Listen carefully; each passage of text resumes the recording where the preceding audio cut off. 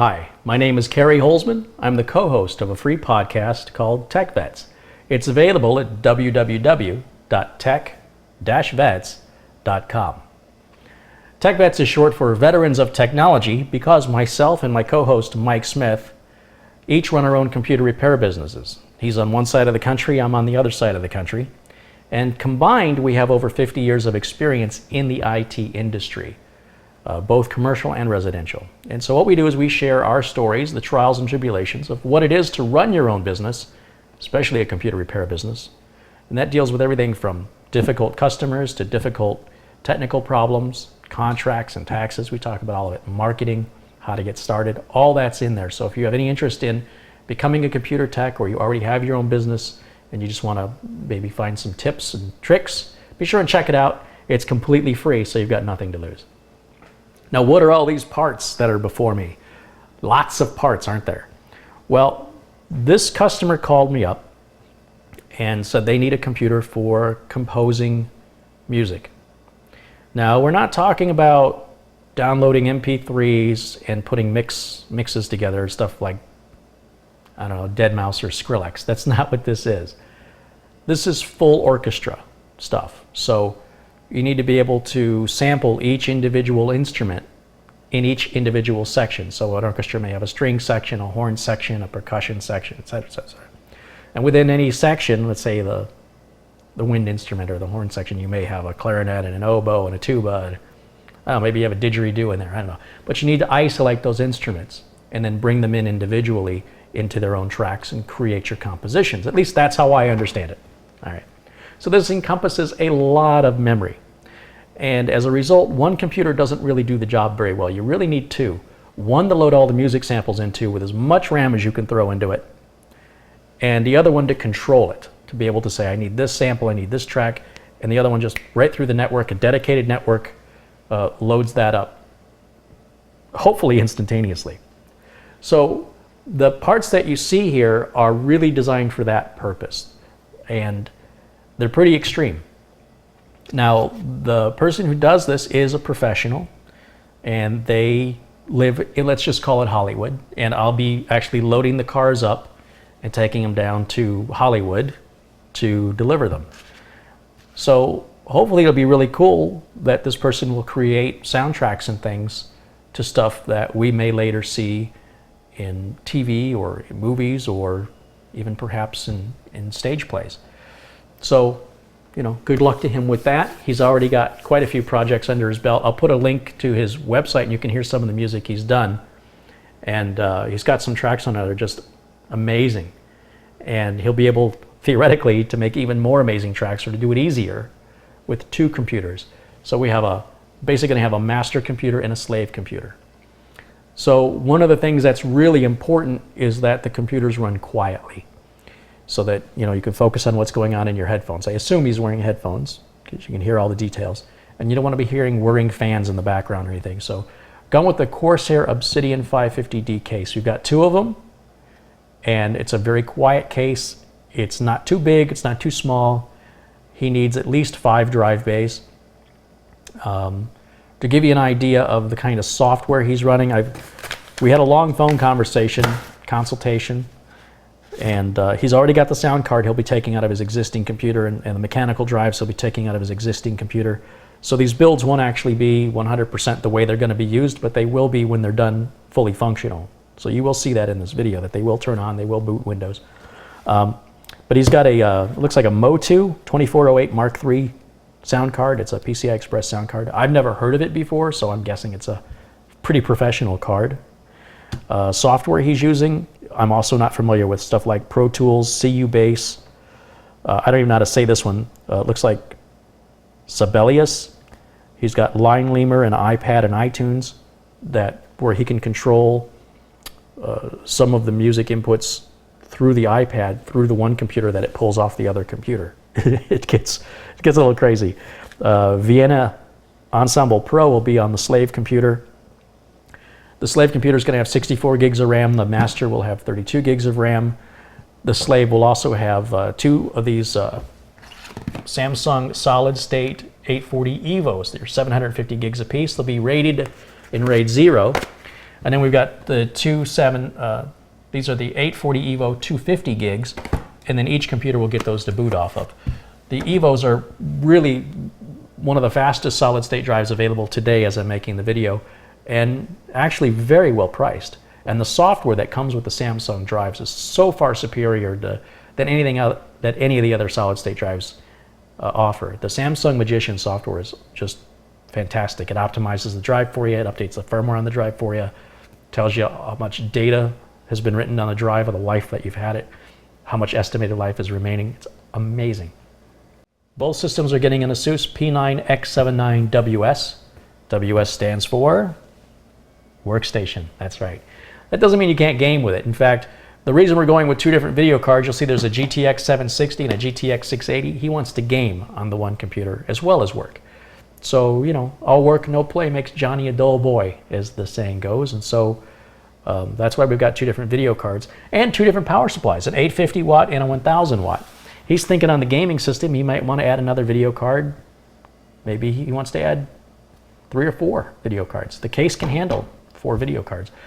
And at a 1000 watt power supply, he's got no problem with that. I actually tried to talk him out of the 1000 watt power supply because I think even then he wouldn't need it, but that's what he wants, and well, by gosh, if that's what he wants, that's what he's going to have.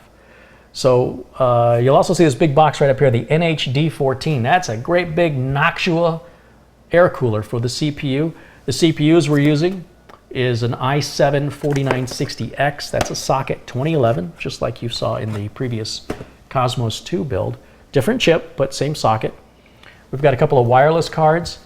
Basically, each computer needs to have 3 network connections, 2 hardwired and a wireless, and they each have a separate task, so it gets a little complicated. We also have a memory card reader for the one machine and a Bluetooth adapter, so that he's got a Bluetooth device, and this is just a plug-in thing, it's no big deal. And what I'll do is break this video up into segments. I'm not going to build both at the same time because I don't have any place to stage one while I'm working on another one. So we build each one individually, and we're going to start with the very first part, which is simply prepping the case and installing the power supply.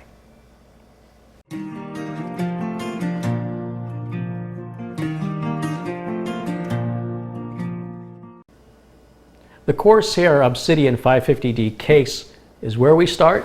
There's a very brief owner's manual. You know, Corsair really falls down when it comes to the instructions that they include with their cases. To me, they're not clear, they're not very helpful. And if you saw my review on the Silverstone Temjin case, that owner's manual that came with the case, the instructions were incredible. This is pathetic. So they're almost useless. We've got a little bit of tape on the side here that's holding this panel in. And these panels, there's one here up on the top, one here on the side. If I can show you here. Let's get that tape out of the way. If you just push in on the panel, that opens up. And the same up here on the very top of the case. If we push in on that, that just pulls right off. And you'll see they've got a, if you look closely, there's a foam here, and that's to help keep the noise down. And there's a screen that's on here, and the screen is held on with little magnets, which is really cool, so you can take that off to clean the dust off if you decide to put fans here or fans up here. They both have these magnetized screens. No, I know what you're saying. Carrie, that case has a case door, and you've gone on and on about how much you don't like case doors, and now you've got a case with a door. What's up with that? I'll tell you what's up with that. The thing I don't like about case doors is they often only open in one direction, which means that it limits what side of the desk you can put the tower on. This case door will open from this side. See that? Or it'll open from this side. Huh? There's no editing there, folks. That's just the way it works. Or, if you're like me, you can actually just remove the door altogether, and you know, the case looks fine without it. There's a, oh, I'm sure there's a way this door comes off if I don't break it in the process. There we go. Snap that right off like that. Did I break it?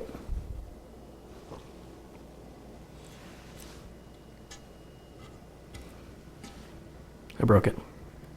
There's little hinges here on the bottom, And this is one of the reasons, as I mentioned before, I don't like case doors. Apart from the fact that they often get in the way, they often break off. Usually I'll drop a computer off to a customer, and the next time I see it, a year or two later, the door is broken off of it entirely. But Corsair has made this a very easy part to change, so I'll get in touch with them about getting that repaired or replaced, and hopefully that won't delay our build at all. There's some plastic covering on here which we can take off. Some people wonder why I take that off. Why not let the customer do that? Well, this is going to go back into its original box when it's done.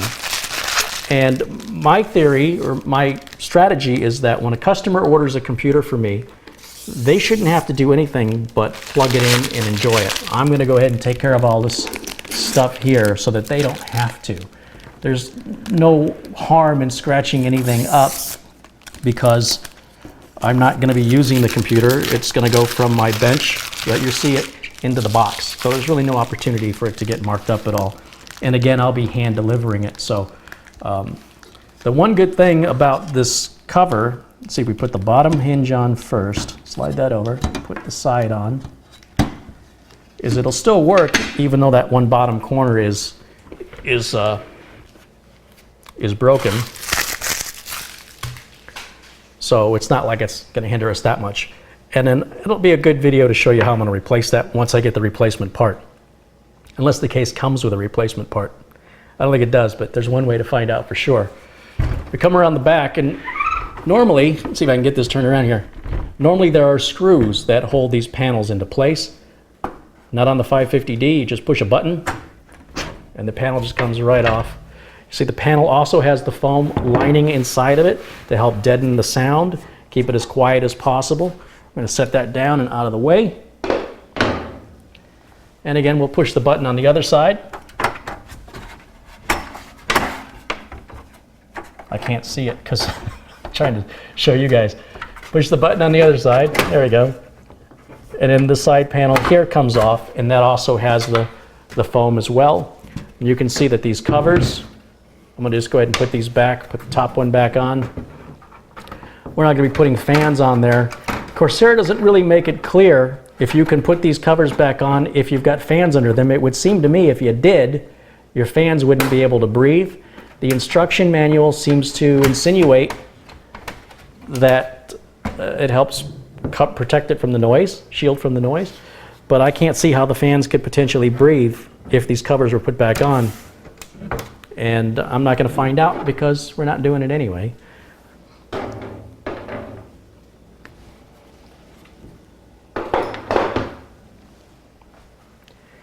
Now inside of the case, we've got what appears to be a 120 millimeter fan in the back.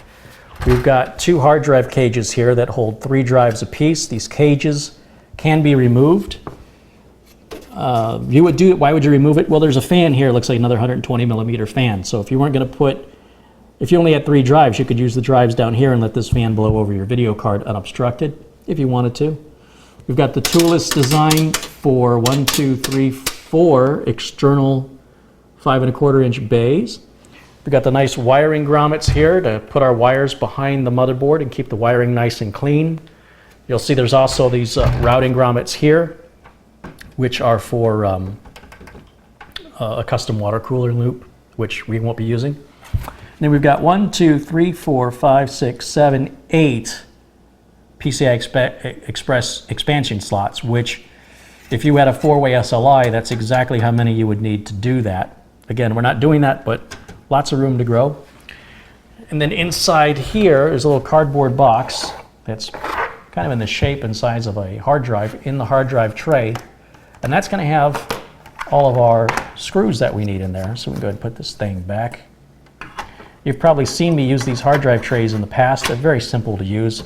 Completely toolless design. So far, you haven't even seen me pull a screwdriver out yet. And let's see what we got in the box. Okay, so in the box we have some wire management stuff, a couple of wire management loops and nylon zip ties.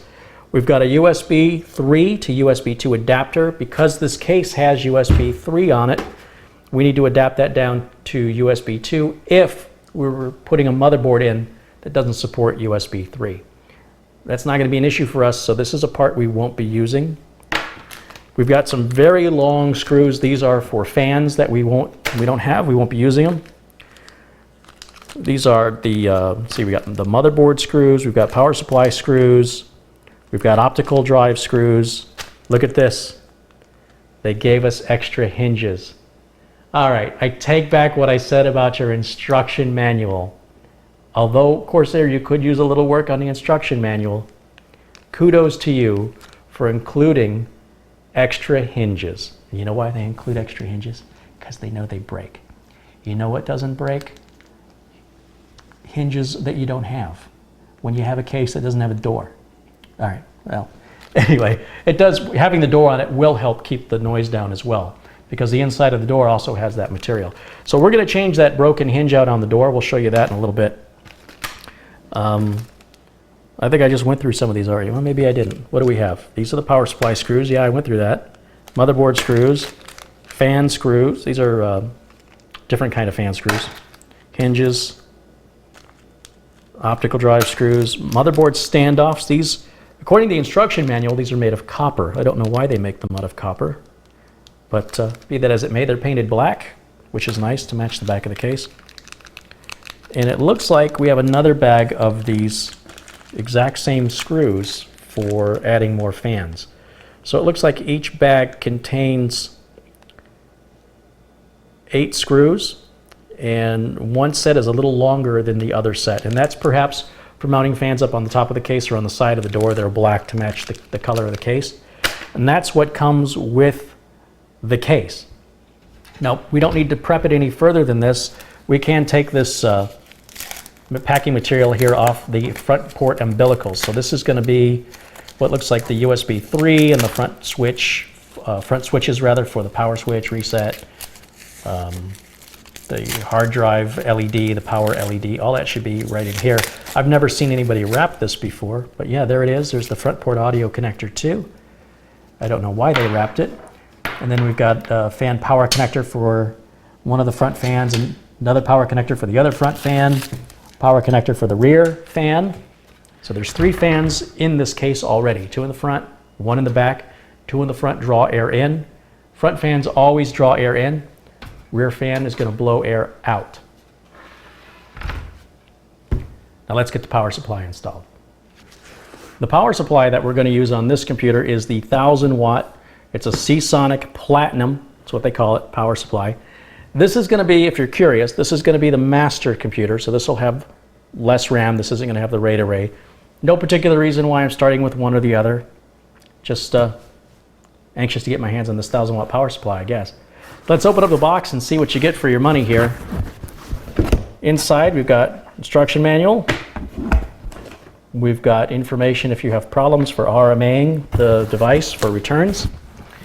And we've got some nice packing foam in here. Not styrofoam, but actual packing foam, which is nice. We've got the Crown Royal bag. Is Seasonic can't decide what business they're in, booze or power supplies. Maybe, I'm just positing a thought here, maybe there was a little booze involved when they decided to put this in a bag that booze comes in. I don't know. Could be, could be. Waste of money. All right, then, not the power supply, the bag. Then there is a, like a backpack style, I don't know, what is that, nylon? It's whatever it is. It's more waste of money as far as I'm concerned. Inside of this are all of the modular cables that will plug into the back of the power supply for the devices, for the hardware that we have. So there's lots of options to add on, and in that way you don't have, it's called modular when the cables plug in and plug out of the power supply. If you have a non-modular power supply, that means the cables are all built into the power supply. You can't remove them, and any cables you're not using, you have to figure out a way to hide them and route them and wire tie them and get them out of the way. With a modular power supply, you're only plugging in the cables you need, and that helps keep your cabling as clean as possible. Now there's also, if you watch your devices real closely, you'll often see these little plastic protectors, and they're typically over logos, heat sinks, things like that. Like on a motherboard, they'll be on the heat sinks. And they're just a little plastic protector to keep the logo from getting scratched. I don't know, I don't know why anybody would care or how it would even get scratched to begin with. But that's the power supply. It's a big, heavy power supply. And again, Seasonic, well, no, wait a minute. Yeah, they can't decide which way is up. So here the writing's upside down, and here the writing's right side up. But here the writing's upside down again. Unless we flip it this way and the writing's right side up, but then this writing is upside down. Now, it's just something Seasonic does. I don't understand it. This fan on the bottom of the power supply draws air in and then out through the back of this power supply. So it's going to go right up and out. So on the bottom of this case, if I turn this around, you can see it. Just move this out of the way. On the bottom of this case, you can see there's holes on the bottom. And there's also a screen which can be removed because that's an intake fan on the bottom of the power supply. You can remove that and clean it, get the dust off of it every few months. And the other thing you should do is not set this computer on carpeting. If your fan is on the bottom and you set it on carpeting, you've got a vacuum cleaner, okay? And it's not gonna breathe very well. So if you have to put it on carpeting, maybe put it on some blocks, you know, like if I had two of those power supplies, I could set it up like that on top of the, so there's some breathing room under here. Just something to consider to help your computer breathe a little better, and so you don't have that one clean spot on your carpet. Now, inside the box, what remains? We've got some nylon zip ties and Velcro wire management. There's a small screwdriver they include. That's pretty interesting. Not exactly sure why, but okay. You're not going to get a lot of torque on that little tiny screwdriver. Bloody knuckles, that's our motto. I don't know. They give you a little sticker, I guess. If you put it on your computer, it'll go faster. That's it. That's it. So I'll just put this stuff back in here, and we'll just set that right over here. All right. Bag out of the way. We don't have to worry about these modular cables or these instructions or these wire ties until later. Let me go ahead and set these out of the way. Now, mounting the power supply is actually very straightforward. We're going to use the screws that came with the case instead of the screws that came with the power supply, only because the screws that came with the power supply are silver and the screws that came with the case are black. And I'd like to keep everything the same color, even if no one's going to see it. That's just me. They're actually the same screw. The only difference is they're painted a different color. This is a close-up of the screws we're going to use to install the power supply. Now, if we look down at the bottom of the case, this big cutout right here is where a power supply is going to go. I'm just going to grab the power supply, and you'll see that there's a screw in every corner, but this one is offset. So if you look on the back, you can actually see an offset screw here and here. What that means is you can actually mount the power supply in either direction. I want to mount the power supply with the fan facing down. If you have to put it on carpeting and you have no way of lifting this case up off the carpet, then I would suggest mounting it with the fan facing up, and it'll draw air in from inside of the case. But that air inside the case is going to be warmer, so your power supply is not going to cool as well. And if you're not pushing it that hard, I mean, this is a 1,000-watt power supply, it should be all right. But I'm going to go ahead and draw air in, nice cold air from the outside. So we want that fan down, and this just is going to set in here. And I don't know how well the camera picks this up, but there's actually little rubber feet right down here that the power supply sits on. And the reason that's there is the power supply has that fan, of course, and that fan can vibrate, and that can shake through the case and end up having a computer that's loud just from the movement of the fans. So it's a nice touch that those little rubber feet there are going to absorb that vibration and therefore absorb the sound, so you won't have any problem with the noise coming from that. Now, putting the power supply in is actually quite simple. Make sure all your cables are out of the way. Make sure that the fan cable here inside, all your cables here are all out of the way. And you'll see there's a little clip right up here on the top. If I get my hand out of the way, maybe you can see it. And that holds the power supply down. So you kind of have to wiggle that power supply in and forward and make it flush up against the back of the case. There's also, if I turn the case around this way a little bit more, a foam pad right here. So not only does it absorb vibration down at the bottom, but the other contact point that the power supply has against the case is also being absorbed through vibration, which is a very nice touch. Now this power supply is a bit longer than most, and as a result you'll see it is slightly blocking, just slightly blocking this wire grommet. But that's not a problem. It's not going to affect us either way. It's just an observation and nothing more. Now if we turn this around, in most cases the power supply will sit flush right up against the back. However, because it's got this foam pad, there is a little bit of a gap there. That's normal. That's seated properly. Make sure you can see the screw mounting holes through the holes in the case to ensure that it is lined up correctly. And you can start at any corner, and I'm going to use my electric screwdriver here and just get one corner started.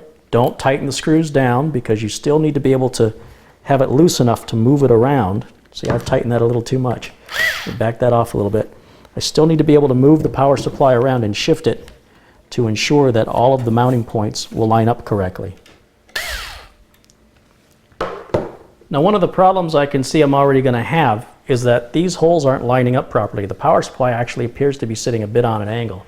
So I need to just double check and make sure that that power supply is sitting as down as it can on this side, and it could be that just the rubber feet are causing it to lift up a bit. And so what I can do is use two hands, and I've never had to do this to put a power supply in before, by the way, but maybe just use one hand to push down on that power supply until I see that hole line up. Now that one fought me a little bit, so I did have to sort of wrestle it in there. It shouldn't be that difficult with a case that's this kind of money and a power supply that costs as much as this costs. This should be very easy to install. If you've seen any of my previous videos, you see how painlessly these typically go in. This one's requiring a bit more effort, and I do want to be careful because it is expensive stuff. But I'm just surprised and a little disappointed at how difficult that was to get in. And also, you'll see that screw hole there doesn't line up with this mounting point here. So these two items really don't go very well together. I can say for sure I would not buy this Seasonic power supply with the Corsair Obsidian 550D until one or the other company needs to make a change. And I'm going to say it's got to be on the end of Seasonic. I think Seasonic's the one to blame on this one. These look like standard mounting points to me. And it doesn't appear that Seasonic is using the standard mounting points that every other power supply manufacturer in the world uses, and I don't know why. However, I'm just going to tighten these screws down a little bit now because I don't want to over tighten them with the cordless screwdriver because you could break the heads off the screws, strip them out. It's all just bad news. So because there's a foam pad back there, these will screw in more than a normal power supply because it's not metal against metal. We're going to squish that foam pad as we tighten the screws down. And these screws, they don't have to be very tight. You know, we're not sealing it against water or anything like that. We just don't want the power supply to come loose in shipping or to break loose and start vibrating over time that the owner has the computer.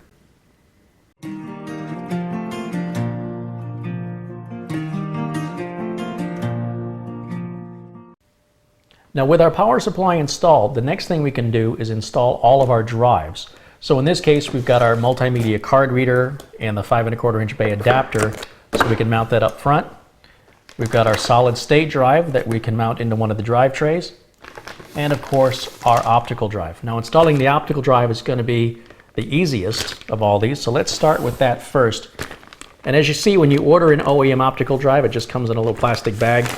Some people ask what the difference is between retail and OEM. And OEM means you don't need the box, you don't need any cables, you don't need instructions. Generally, it's just the device itself, and that's how they come. And I'm going to go ahead and pull this cover off. You know, the good thing about the hinge being broken on it is I don't have to worry about breaking the hinge. So I'm just going to set that aside. And you'll see we've got these covers right up here. And I'm just going to reach into the case with this hand and push that cover straight out, just like that. And I'm going to keep this cover in the motherboard box. Once I've removed everything out of the motherboard box, I'm going to put all the spare parts in that and give it to the customer. So I'm not putting it in there yet because I still have the motherboard in there. So I just want to make that clear. Just set it aside for right now, but ultimately that's where it'll end up going. Now the optical drive is just going to slide right into the front. In fact, pretty much anything that's going to be accessible from the front has to be installed from the front. Make sure you've got it right side up. Now this Corsair Obsidian 550D uses this toolless design, We actually don't have to use any screwdrivers. We don't even have to touch any of this. You'll see these kind of move back and forth like a, I don't know, like a seesaw or a teeter-totter. Some people don't know what those things are, but they just move back and forth. So all you have to do is literally just push the drive straight in, and it locks in automatically. You don't have to do anything with these. Only when you want to release it, you push this in, and then you can actually slide the drive back out again. Now, because this computer is going to be shipped, I'm actually going to put mounting screws, one here and then two on the other side, so that it won't shift free in shipping. If you don't have any plans to ship this computer, you actually don't need to put the mounting screws in. One of the bags of screws included with the case looks like this. It's got a short, fine-threaded, round-headed screw. That's what we use for the optical drive, and we need 3 of those.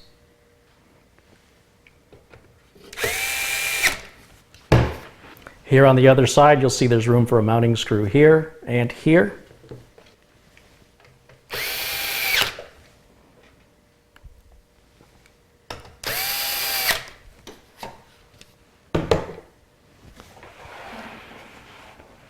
And there you can see our optical drive looks nice and neat, and it's flush with the front of the case. Next, we can put our multimedia card reader into the case, and it can go in any of the available slots, as the optical drive could have gone in any of these. I think the optical drive looks best, and I think using the next slot down is going to continue the best look. So I'm going to go ahead and just push that slot cover out, and again, we'll put that away. And here I've got the multimedia card reader here. And the multimedia card reader is used to basically, if you have a digital camera or a camcorder, instead of hooking it up to your computer through USB to get the pictures off of it, you can just pull the memory card out of it. That way you're not draining your camera battery. And the data transfer is typically much faster going directly from the memory card through a card reader than going through the camera. So this is actually a different card reader than what I've used in the past. I've not seen one in a clamshell package like that. It comes with an optional silver and an optional beige faceplate, which we don't need because the default faceplate is black, and it does have a plastic cover over it. And again, you want to take all this plastic off of here. On a device like this, it won't get very hot, but some computer devices do get quite hot and can melt that plastic. So it's just a good habit to get into. It really is intended to be removed by the customer. It's almost like those mattress tags that they say, you know, are illegal to remove. But what they actually say is it's illegal to remove by anyone but the customer. So it's not legal when you buy a mattress. It's not illegal to pull the cover, the tag off of it, not the cover, the tag. So I went a long way for that little joke. It wasn't worth the trip. All right, more junk. Now, it also comes with some screws. They look like the standard screws that we just used for the optical drive, only they're silver instead of black. They're a little bit longer. I typically advise using the screw that comes with the device, and we may have to use these because of their length based on this adapter. So I better show you what I'm talking about here. Let me just set this right here. We'll get all this out of the way. In this box is nothing more than an adapter. As you can see, if I try and put this card reader in, it isn't going to fit, is it? How's it going to mount? So that's what we have this adapter for. So if we open up the box here, there's really not a lot in here. There's a bag of screws. There's actually 4 self-tapping screws. Your case doesn't come with this kind of screw. A self-tapping screw means what you're screwing it into has no thread. You're creating the thread when you do it. So what that means is this little plastic adapter just has drilled holes in it where the screws go with no threads. So it's very easy to over tighten this and crack it. It's also very easy to, you know, if you have to keep removing the screws and installing them again, if you're not careful, you strip those out and then you have to get a bigger screw that's also self-tapping. And you have to continue that trend indefinitely. So this is simply going to go like that. The card reader, a mistake that I see people make when they go to mount their card reader is they don't pay attention to how they're putting it in. If I put it in that way, it's upside down. So do make sure your card reader is facing right side up. And you'll see we've got a wire tie here that's holding the USB cable on that we will connect up later, but you can see that cable's built right into the back, one end of it is, to our card reader. The other end of it's going to plug into our motherboard much later. And that's just going to sit right on top of there. And we simply are going to take the screws that came with it, not the self-tapping screws. The self-tapping screws are going to go on this side from the case. We need the small fine threaded screws. And using the holes, you see there's holes here on each side of this mount. And we're just going to put those screws in and secure that card reader into this adapter. It's very simple. Here's a close-up of the screws we're going to use that came with the card reader that we're going to use to mount the card reader into the adapter. Now on this card reader, I actually have to put a little forward pressure between the front and the back here to get the mounting holes to line up. And normally I don't have to do that, but for some reason this build is making me work a little harder than I normally have to. Usually things line up without having to put any added pressure on them. Now I am struggling a little bit to get these holes to line up properly, so I'm not going to recommend this card reader with this adapter because they're just, one of them's a little off, and I'm going to blame the card reader because I've used these StarTAC adapters in the past and never had this problem. I think the front is just a little too thick or a little too wide on the card reader so that it can't move up all the way to line these holes up. But it will work, it's just going to require a little more effort to ensure that, to get the holes to line up properly.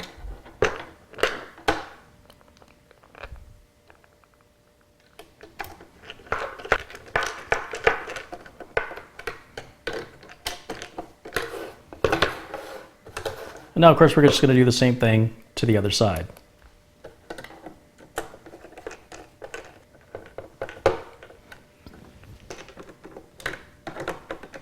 Once again, do not over tighten these screws. These little plastic tabs that hold the, that are actually the mounts, these will crack very easily. So you just want to make sure the screws are snug, nothing more.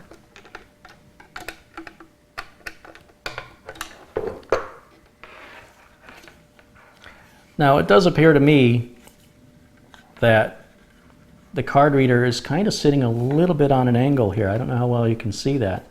It's not exactly perfectly straight, and it doesn't hurt anything. It almost looks like it's bowed right up here. I think it'll be okay. This is clearly just a minor out-of-spec issue from either the folks who make the card reader or the folks who make the adapter, not sure which. We're going to go ahead and install it this way, and if it's a problem, when I deliver it to the customer, if he doesn't like that, we can order a different adapter or we can order a different card reader. That just sometimes happens. So in a way it's good it happened that I can show you on video, and in a way it's bad it's happened because it's such an expensive computer. To have something not line up right is, it's just a little annoying and disappointing. Now installing our card reader into the case is really no different than how we just put the optical drive in, except this has a cable hanging out of it, so we got to make sure you put the cable in first. We'll pull that through. And if you have this lined up right, it should just slide right in and lock into position. Now these are the 4 self-tapping screws that come with the adapter. And these types of screws do not come with the case. And we're going to need 3 of them, just like the optical drive. 1 will go on one side and 2 on the other.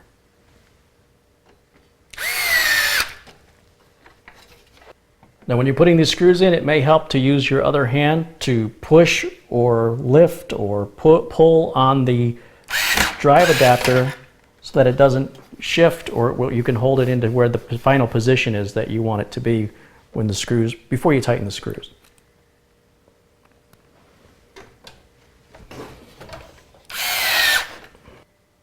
So now you can see the front of our case with the optical drive and the card reader installed, and now we can install our solid state drive. So this is the box the solid state drive comes in. It's pretty small for the amount of money you spend to buy one. Prices have come down quite a bit though. And let's see what we get in the box. We've got the drive itself, and again, I think it's just so cool that Samsung doesn't wrap this in the anti-static wrap, which is totally a waste of resources and is completely unnecessary. So kudos to Samsung for doing that.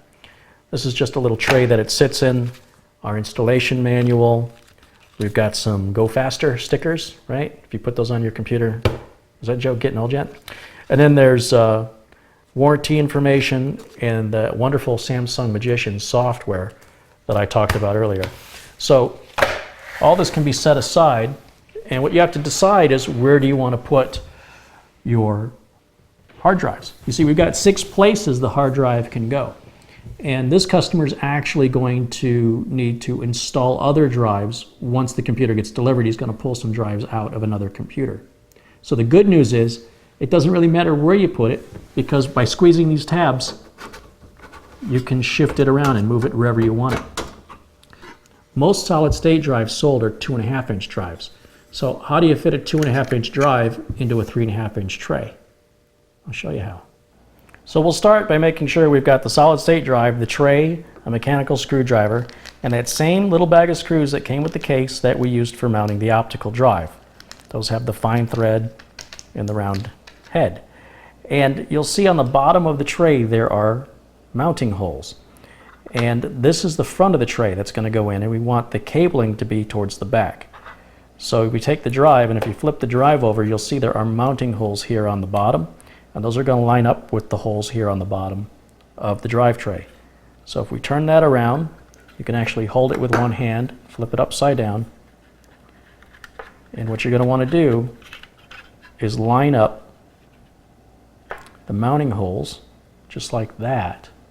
See how the drive is centered, the connector hangs off the end. If the connector doesn't hang off the end like that, it can be very difficult to plug your cables in. So just the end of the drive should just hang over the edge, just like that. Now once you get one started, you should be able to go ahead and snug it up, and that will tighten the drive up to the bottom of the tray so you won't have to hold on to it anymore like that. You want to make it not too tight. You still want to be able to move the drive around to line those holes up. And you don't have to do opposite corners, but it's a good habit to get into. Once you've got all the screws started, you can go ahead and tighten them up. They don't have to be that tight.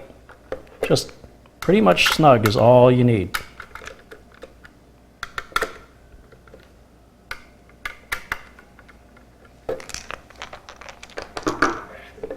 And that's how you mount a 2.5-inch drive into a 3.5-inch drive tray. Now to install our drive into the case, it's just a simple matter of sliding it right back into the slot. And if it's not going, don't force it. It just means you don't have it lined up properly.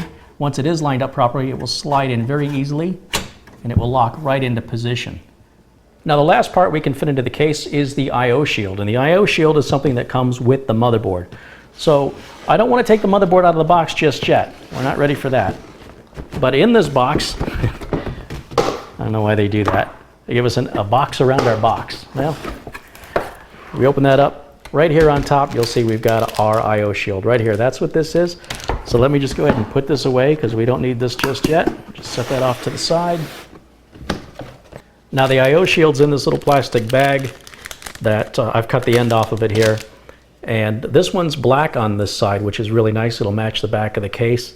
They've got like a foil foam grounding pad along the back of it. And the I/O shield can actually go in either direction, but it's only going to be the right way in one direction, even though it'll fit either of those directions. In other words, when I show you the back of the case here, you'll see I've got this cutout right here, and that's where our I/O shield will go. And the I/O shield will go with the keyboard and mouse holes facing up, and the audio ports, those are the small holes on the bottom, facing down. It will fit in this way, but our motherboard won't seat properly if we put it in 180 degrees from where it should be. But it's no big deal if you accidentally put it in up, the wrong way around. You just pop it right back out and turn it around. No screws hold this in. It's a complete, just a friction fit. I'm trying to see if I can get you a good angle on that. I'm actually going to reach right in through the case. This isn't normally the way I would do it. I'd normally step around to the other side, but I'm trying to give you a good view and not get in the way of the shot. And it's just going to fit right in there nice. It'll just click right in, and I was going to say nice and snug, but you'll actually hear it click. You can feel it when it's seated fully. And you'll see what that I/O shield looks like now right there. So again, keyboard holes on top, Some motherboards don't use the PS2 ports anymore, so the audio ports, right here, there's 6 smaller holes, that's your audio ports. They go down on towards the bottom. Now we're done with the case. We can go ahead and just move that out of the way for right now.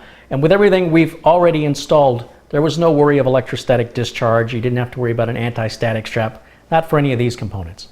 But for these components, and that is the motherboard, the CPU, and the memory, you want to make sure you're on the same electrical level as the device you're going to be working on, which is the case. And that means touching something metal on the case as frequently as comfortable. You can't overtouch it. And if you're really worried about electrostatic discharge, just buy an anti-static strap. Now I'm working on a tile floor in the kitchen, which is generally a low ESD area. I'm also in Arizona where it's very dry. There's not a lot of humidity. And where it's very dry, there's also a bigger chance for electrostatic discharge. However, if you handle the parts the way I show you how to handle the parts, electrostatic discharge wouldn't happen anyway. But again, if you want to be extra cautious, you can spend $8 and buy an anti-static strap, and what you would do is just put it on your wrist and then grab onto something metal of the case itself. And always make sure that the whatever you're grounding to is not plugged into the wall. Okay? You don't want an earth ground. That's very, very dangerous. So let's prep our motherboard.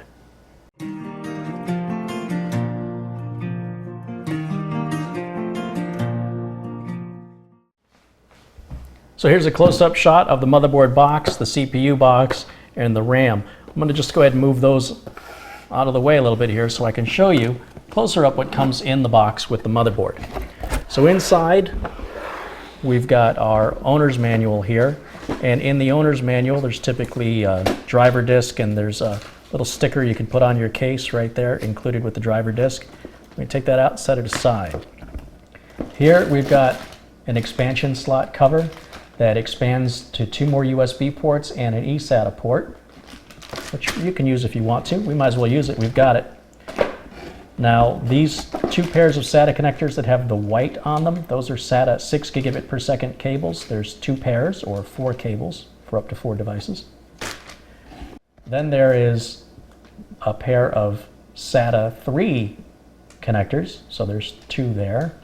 That would be for a SATA 3 device, like, well, pretty much any mechanical drive or an optical drive, something that wouldn't be able to take advantage of the SATA 6 speeds.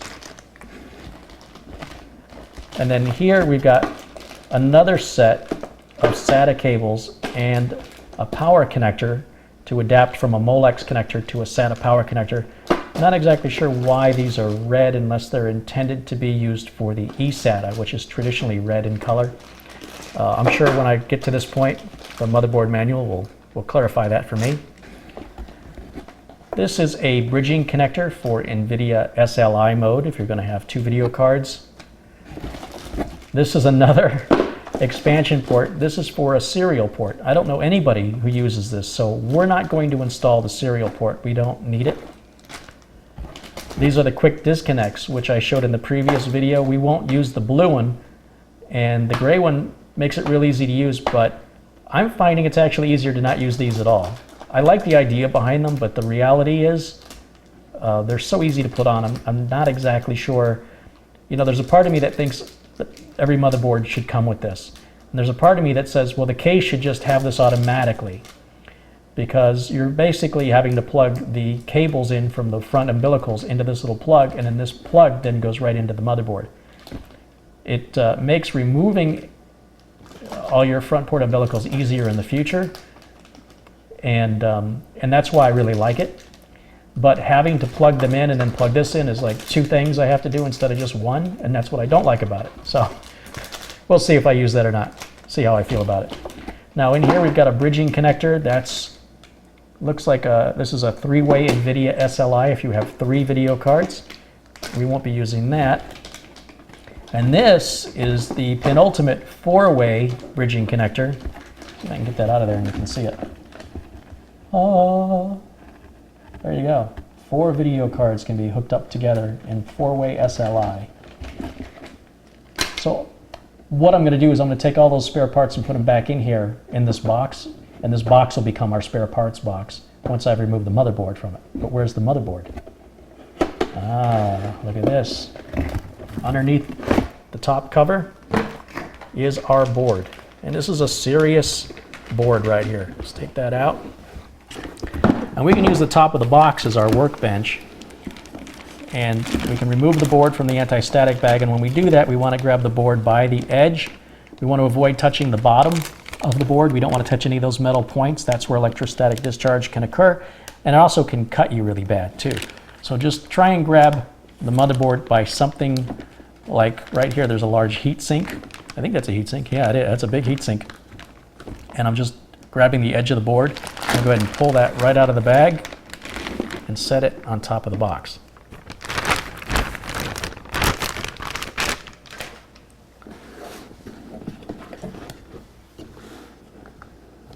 Now here's a close-up view of this monster motherboard.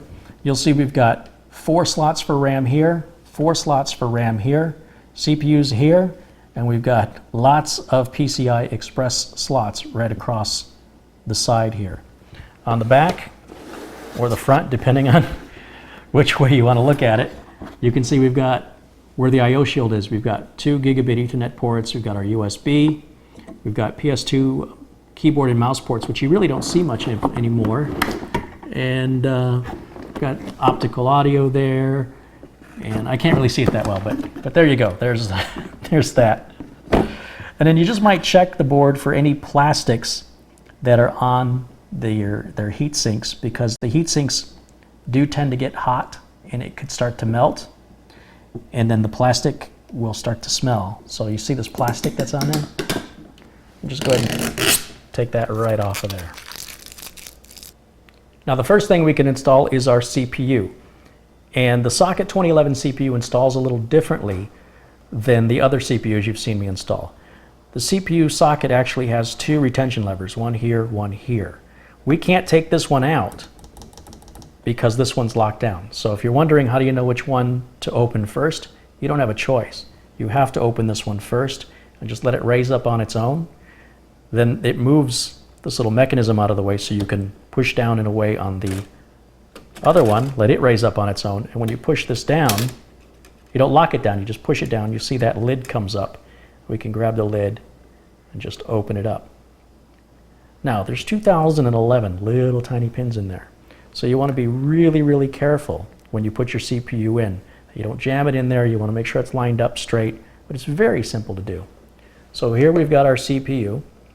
And this side of the box just has a piece of tape on it. You'll see this side of the box is actually the information they need if you ever have any warranty concerns. So I generally don't cut that side of the box because, well, it's a lot to cut versus just a simple piece of tape on the other side. So let's go ahead and open that up.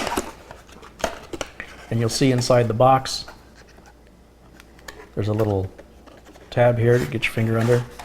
Let's go ahead and take that out. And here we've got just a little cardboard. We've got the owner's manual for the CPU, which I don't know why, but you've got a sticker you can put on your case to proudly boast about your Core i7. This is the CPU here. It's in a plastic protective container. So we need to get that out of there. And it's a pretty sizable CPU. It's bigger than the Haswell chips, quite a bit larger. And you can get your thumb underneath one of those corners and it'll pop or separate the 2 plastic halves of the clamshell. And you want to avoid touching the top of the CPU. This is where all the heat's going to happen here on this heat shield or heat spreader. And you want to make sure that you keep your fingers off of it. And you'll see there's 2 indentations in the plastic, and you can get your fingers around it and hold it by the edges. Just like that. Get rid of the plastic shell. And I can switch hands very easily. Just grab it. See? You don't have to touch the top. You don't have to touch the bottom. I don't handle it because it's fragile. This is not a fragile part. The problem is you don't want to contaminate it with any grease, finger oil, any of that stuff. And you'll see there has little grooves. There's a groove here, there's a groove here, and grooves on the other side. There's also a little, I don't know if you can see it very well, it's a little golden triangle right there in the corner. That helps to tell you which way the CPU goes in. But if we look closely, you can see the little notches right here on the side of the socket. Remember, you don't want to touch any of these pins. You don't want anything falling in here. So you just be very careful about that. They are very, very delicate. So the CPU will only line up one way. If you see I try to put it in this way, these holes or grooves don't line up with these tabs. So it can't go in that way. So we've got to turn it around the other way. And now those tabs will line up. And all I'm doing is lining up these tabs here on the side. And then I can just sort of gently release it. And you should be able to grab the CPU and attempt to slide it forward or sideways, and it shouldn't want to move. Now you see that little golden triangle lines up with a little triangle that's embossed right here on the backplate for the CPU heatsink. So we can go ahead and lower this cover back down, and to do so means we've got to raise that up a little bit. And then we can, when we lift this, it's got a little catch on it right here. It's going to go underneath. See that? Almost like an old style lunchbox. It just kind of clasps down on that, and that whole plastic cover just popped right up. You want to save this because you've got to protect those pins if you ever take the CPU out. That cover has to be in place or your manufacturer will not honor your warranty. So now we just push that retention lever down and back under its catch, and again the same thing on the other side. And that's all there is to mounting that CPU. Next we can install the memory. Now we're basically going to use the blue slots only. How do we know to use the blue slots? The slots are actually numbered, and I don't know if the camera's going to pick it up or not, but etched right on the board it says DIM A1, A2, B1, B2, and then right here it says D2, D1, C2, C1. We want to use all the ones, A1, B1, C1, D1, which happens to be all the blue slots, because we've got 4 memory modules that are 8 gigs apiece for a total of 32 gigs of RAM. Now, on most motherboards, both sides open up like this, but on the Asus boards, this side doesn't move. So we just want to pull open the blue ones, and we'll go ahead and take our memory out of the box. Oh, here you see I've got the quad pack Mushkin Redline memory here. That's good high performance memory. You've got to be aware of how tall the memory is in order for the air cooler that we're going to put on it to fit underneath of it. And I'm not exactly sure that it's going to fit okay. I'm pretty sure it is. Sometimes you just have to do your research and make a best guess, and that's what I've done in this case. I believe our big Noctua air cooler is going to fit okay, but we just have to try it, and if it doesn't, we'll just have to resolve that. So anyway, let's get back to installing the memory. Let's open that up. And I'm just going to remove one memory module, one at a time here.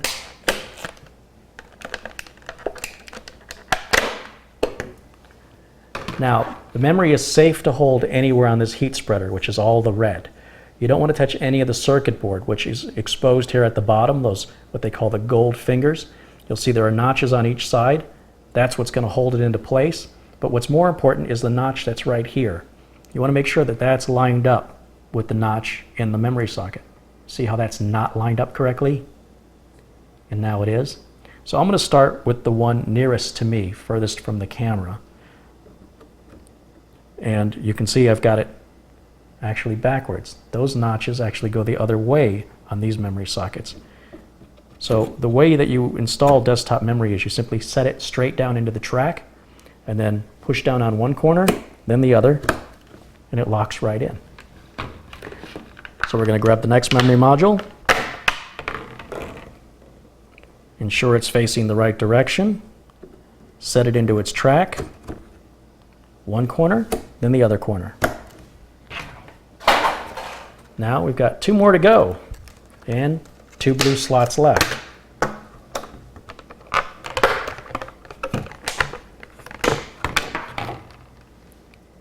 So again, I'll use the one that's furthest from the camera, which is this blue socket right here, straight into the track, ensure it's facing the right direction, which is the opposite direction of these on the other side. One corner, then the other corner.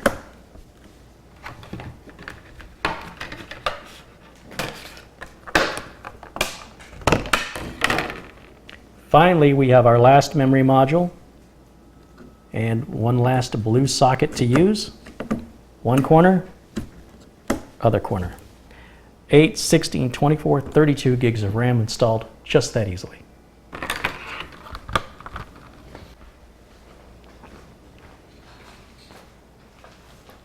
Now I can set the motherboard off to one side because I've got a giant cooler to install. This is just the box that the Noctua D14 or the NH-D14 arrives in. Now let's open it up and see what $80 gets you for a CPU cooler. We've got a top box here, which apparently has some mounting tools in it. What else do we have in here? We've got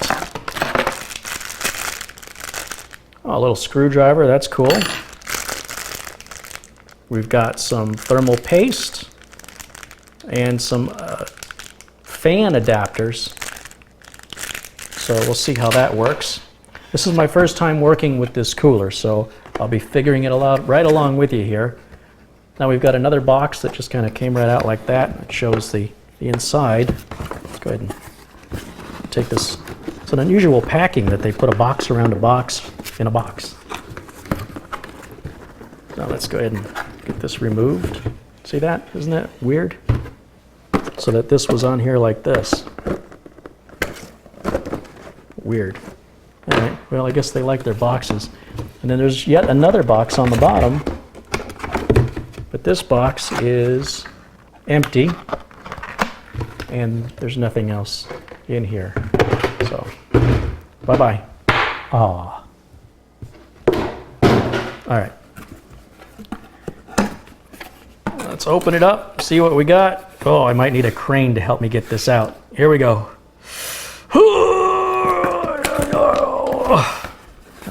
Try again.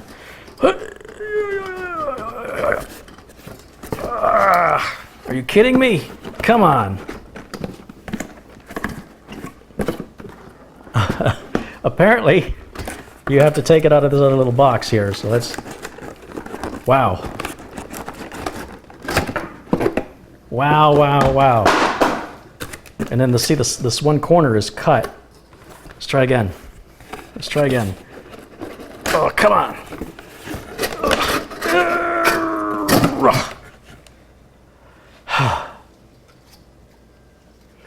See if I can do some curls with that thing. Holy moly.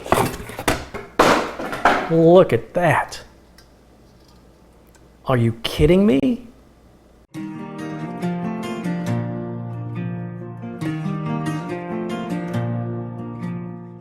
The Noctua NH-D14 is actually the largest air cooler I've ever worked with personally.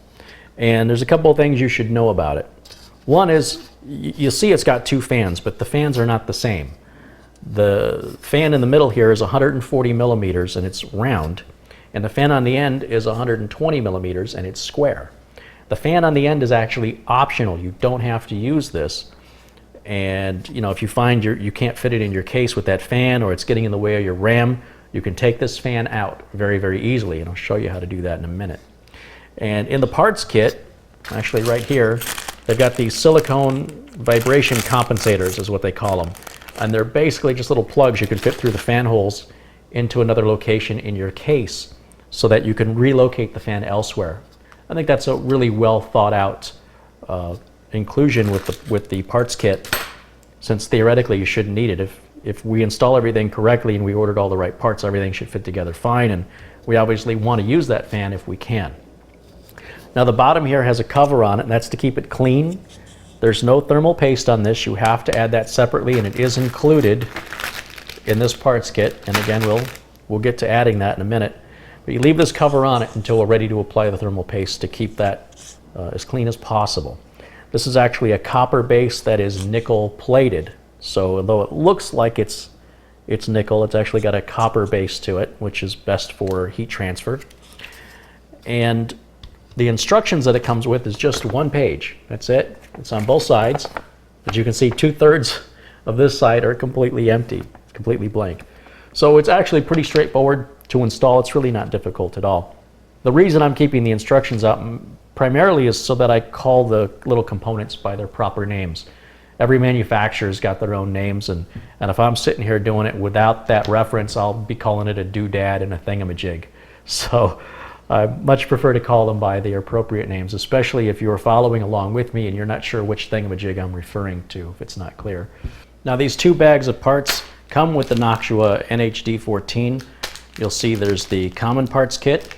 Again, we're using the Socket 2011 version or SE 2011 version. We don't need this just yet, so let's set this aside. And that leaves this little bag here that says Intel Set. Let's go ahead and open this up.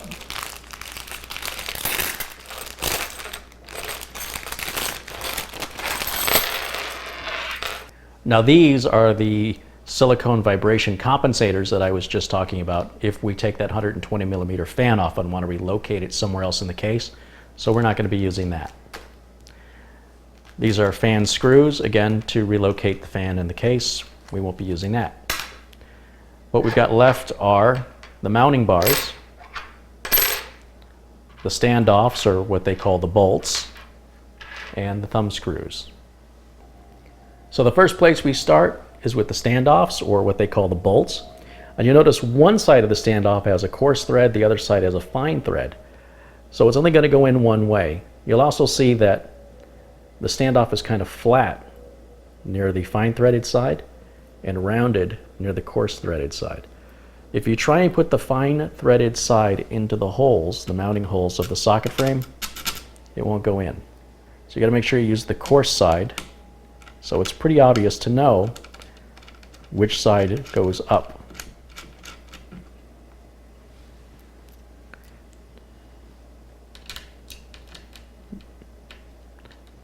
Now when you put these in, you don't need to really torque them down or anything, just snug them up as best you can with your fingers. And do make sure to tighten them as best you can with your hands. You don't need to use any tools or anything for that. Next, we're going to grab our mounting bars. We always want them with the post sticking up and the bar curving on the outside. So you say, well, how do you know if it goes here or here or here?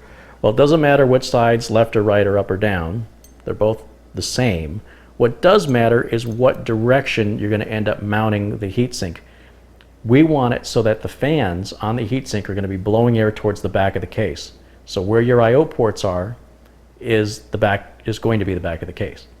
So if I take a closer look at the heatsink,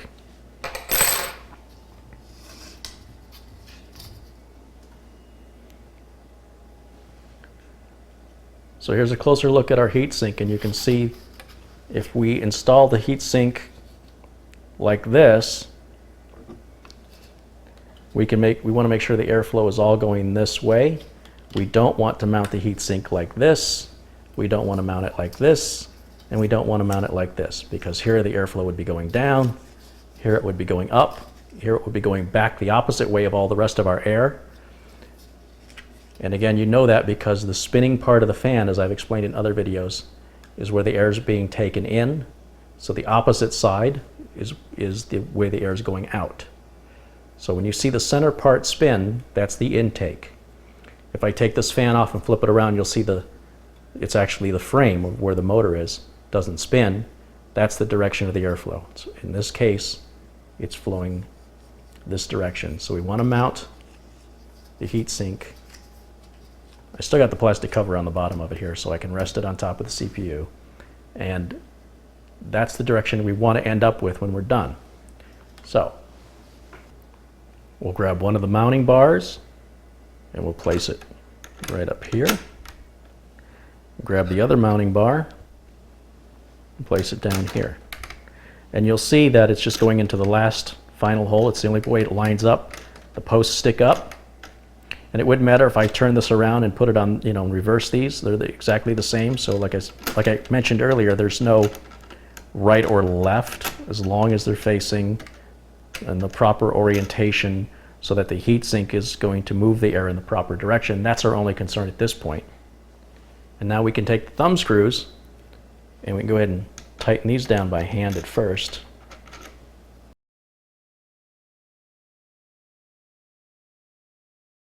Then we can take the included screwdriver and we can just tighten those down. You don't want to over tighten these, but you do want them tight, if that makes any sense. You don't want to put so much torque on them that you break the socket frame.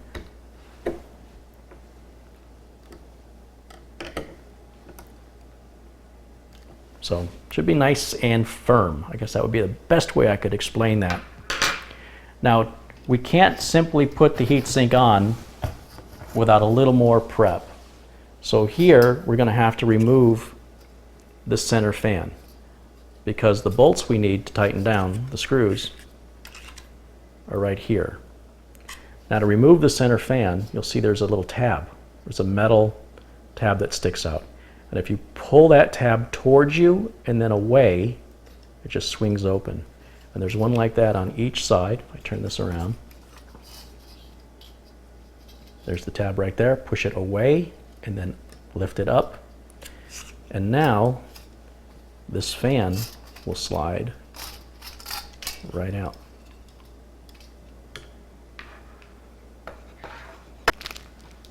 Now in our other bag of parts, you can open this up. And I want to remove the thermal compound because that's what we're about to do next. And that's this tube right here. Set that aside.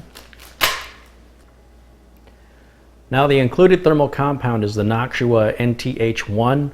I've never used it before, but apparently it's their own brand of thermal compound. Studies have shown that there really isn't much difference between one thermal compound and another as far as degrees of cooling, so I don't put too much weight into any specific thermal compound. And you'll see this is actually a cap right here that comes off. You just untwist it. That just keeps it from leaking. And then right there is your thermal compound. We want to put a small, maybe, I don't know, rice size dab of thermal compound on that CPU. We want to use as little as possible. Let me just put the cap back on that.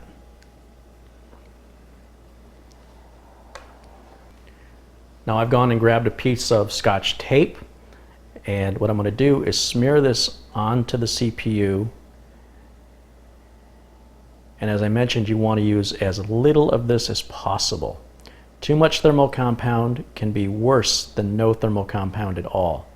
You want the thinnest layer you can possibly get.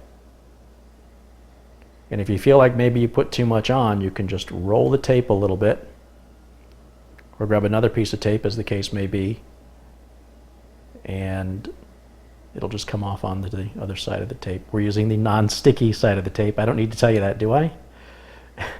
This is the clean side. How do I know my tape is clean? Well, all you have to do is roll the tape one rotation, right? Because all the tape underneath has never even been exposed before. So that's how you know the tape is clean. You want to keep your fingers off of it. You want to keep contaminants off of it. You want that to be as clean as possible. And you want it to be as thin as possible. That looks pretty good to me. Now we can grab the heat sink and we can remove the protective cover from the bottom of it. Make sure not to touch that at all. And we can untangle that cable there for the fan. And again, making sure that the orientation is correct. So I want to turn this around like so. So this will be the direction it's going to go on. And I want to line up that screw right there with that post right there. Should be able to just set that down.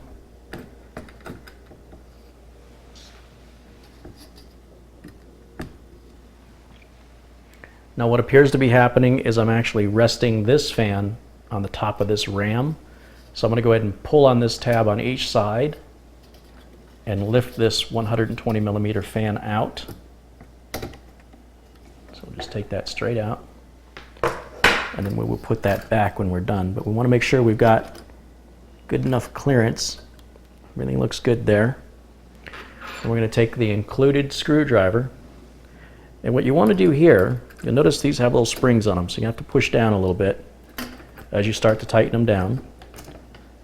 And you don't want to tighten one side down too far without going to the other side, because it's really important to have this as equal pressure as possible.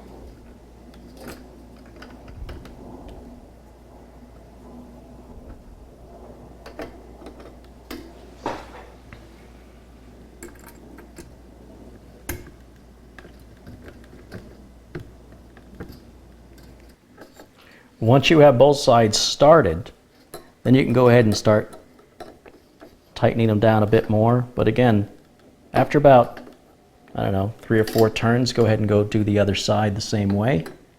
We want to make that pressure as even as possible for the best heat transference. Now once you feel the screws stop, go ahead and just give them a little bit more of a turn if you can. Don't put too much pressure on it to break it. You just want to make it as tight as you can without breaking it, I suppose would be the best way I can explain it. Because again, the better the surface, the more even those two surfaces are between the bottom of the heatsink and the top of the CPU, the better your cooling is going to be. All right, now we can put our fans back in.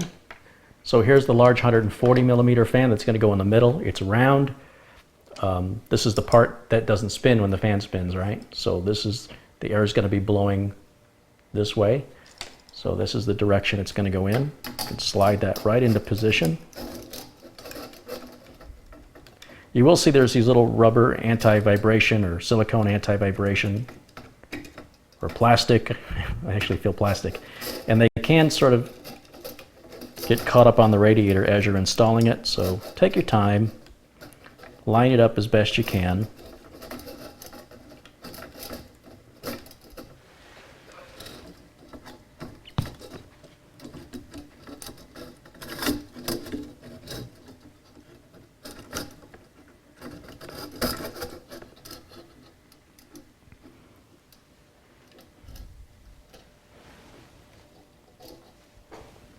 So to me, right about there looks good, and I can pull on that and it locks it right back into position.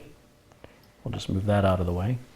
Now we can grab a 120 millimeter fan, put that back on, and you can actually raise and lower this as needed when you put it on to make sure you have clearance for your RAM. So what I'm going to do is make sure the power cord's out of the way. And so there it is right on top of the RAM. I want to bring it up just a little bit above that, just to give the RAM a little breathing room there. And then again, just pull on the tabs, and that will lock that fan right into position.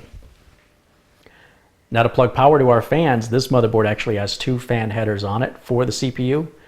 One is the main CPU fan, which is the one furthest from the RAM, and then the next one over is an optional CPU fan. So we'll use them both. We're going to start with the main CPU fan, which is the 140 millimeter fan, the large one in the center of the heatsink. And you'll see there's a 4-pin plug. That's a 4-pin connector. There are little grooves on here, so you can only install it in one direction. So line that up properly and push it straight down.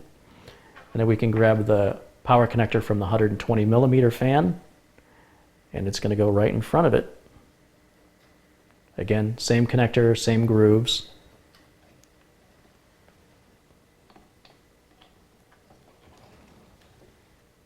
And that's all there is to installing the Noctua NH-D14 CPU cooler. Now you might be saying, what about the rest of the parts that were in that other bag? Well, let's look at what we've got left over. We still have a bunch of thermal compound left. You see, we barely use that. They give you enough probably for 4 or 5 or more applications. So don't use the whole tube on your first time out. Just a little bit of that is all you use. So the rest of that's left over. These are the silicone vibration compensators. We're not using those. Fan screws, we're not using those. This other bag, let's empty it out. I'll show you what's in here. These little adapters right here, there's one for each fan. They're actually labeled. One for the 140 millimeter fan, one for the 120. This slows the fans down to make them quieter. But you want to check your system temps first before you install these. But if you find it's too loud, and if your system is running cool, you can optionally install these in line to reduce the amount of power they're taking and slow them down. But your CPU will run hotter when you push it if you're going to run those. So we aren't using these. This is if you have one fan header on your motherboard. We had 2 on this one. But if say you had one, you could power both fans off the one header with this little Y splitter. So we don't need that, we won't be using it. This is an extension cable. If the fans the power connector coming off the fans will not reach the fan header on your motherboard. They've included a extension cable. It's pretty well thought out. And then of course your Go Faster sticker, which apparently used to be a nickel. It feels like a nickel. It's heavy. It's a steel or metal, I don't know what it is, but it's a heavy metal sticker. So they even put quality into their stickers. Can you believe that? I don't know if you get a sense for how heavy that is. It's just a sticker. Imagine you take a nickel and you put a piece of tape on the back of it. That's pretty much what that feels like.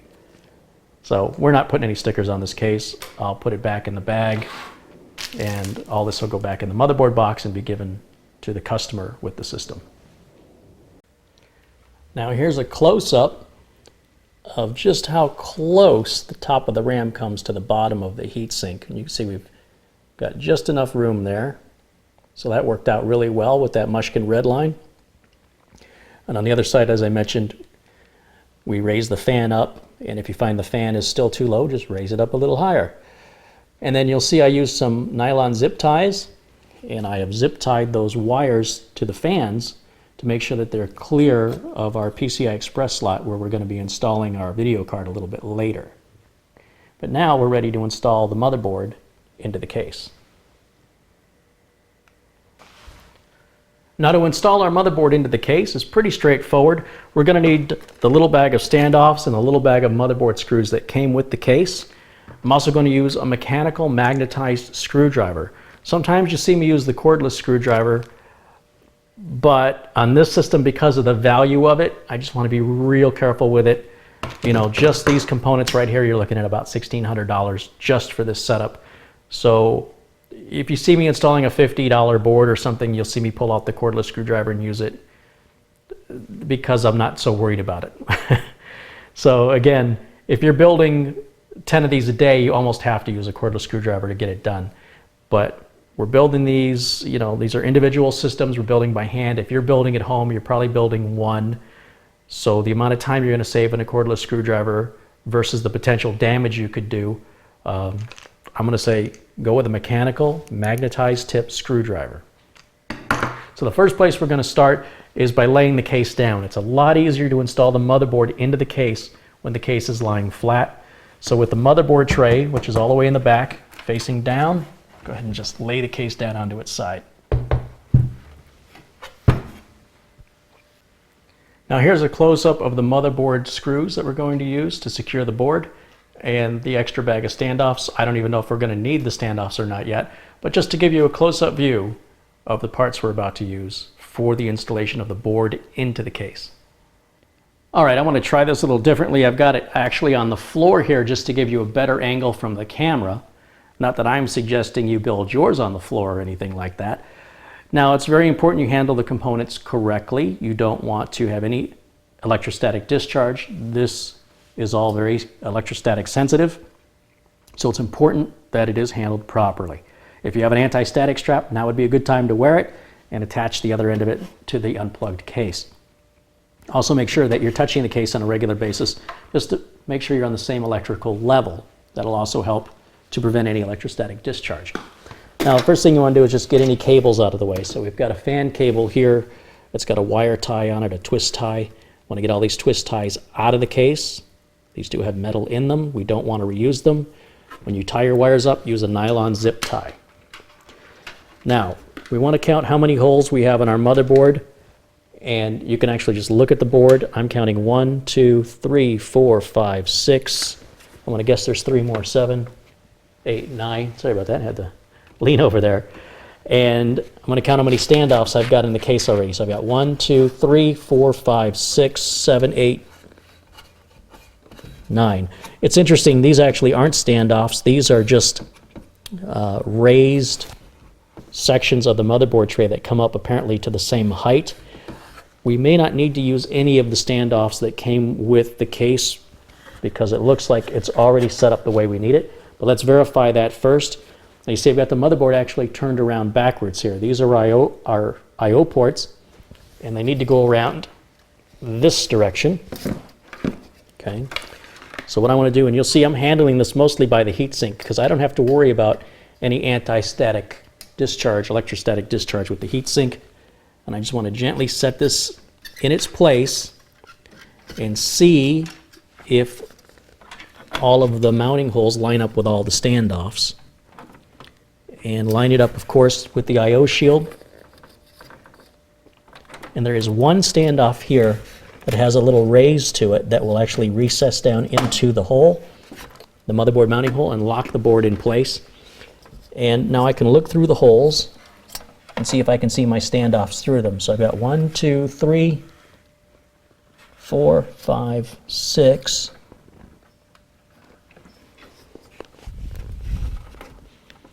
7, 8, 9. It is a little difficult for me to see. Sometimes it helps if you get a flashlight. It depends on the lighting of your room.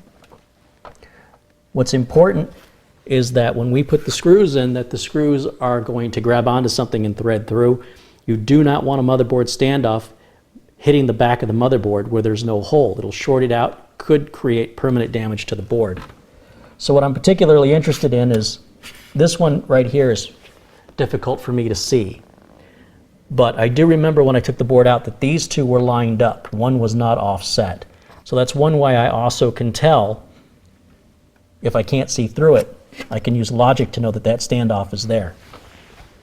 So I'm going to grab 9 of the motherboard mounting screws, and I just want to get them started into the board. It doesn't matter where you start, just don't tighten them down yet.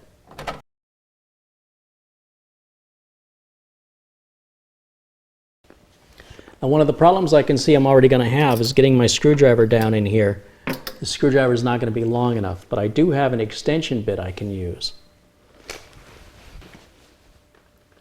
So all I have to do is use this extension. We'll just pull this one out right here, and we'll put this one on. Now you see I've got a lot more reach with that screwdriver. And this is like a 6-inch Phillips magnetic extension. They're only at about $2 or $3 at any place that sells tools. Should have them. And again, here's where it helps to have that magnetized screwdriver. Now I can already foresee another problem I'm going to have because of the width of this heatsink. Getting my hands in there, I'm going to point the screwdriver at it. That's our 8-pin motherboard power connector right there where I'm pointing the screwdriver. That is going to be very difficult to get in, and maybe something to consider when you're building your system, that you might want to build things in a different order. I'll probably have to take this rear fan out. I'm not sure yet, but that should be interesting when we get to it. I'm not going to worry about it right now. I've had worse.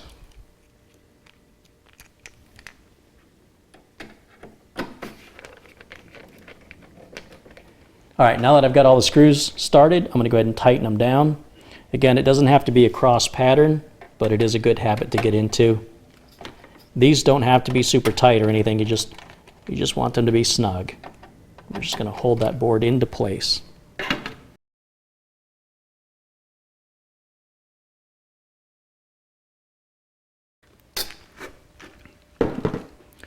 Now, I should say that Noctua does warn against shipping any systems with this heatsink installed. They don't take any responsibility for the amount of pressures that may be put on it. It could snap off. That's one of the reasons why I'm hand delivering this. Now that said, this completes installing the board into the case.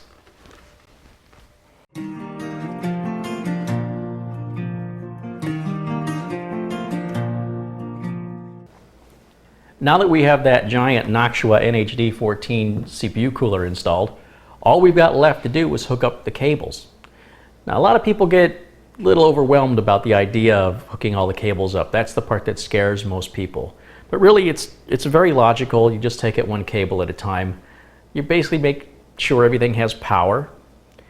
You know, your fans have to have power. All the drives, motherboard has to have power.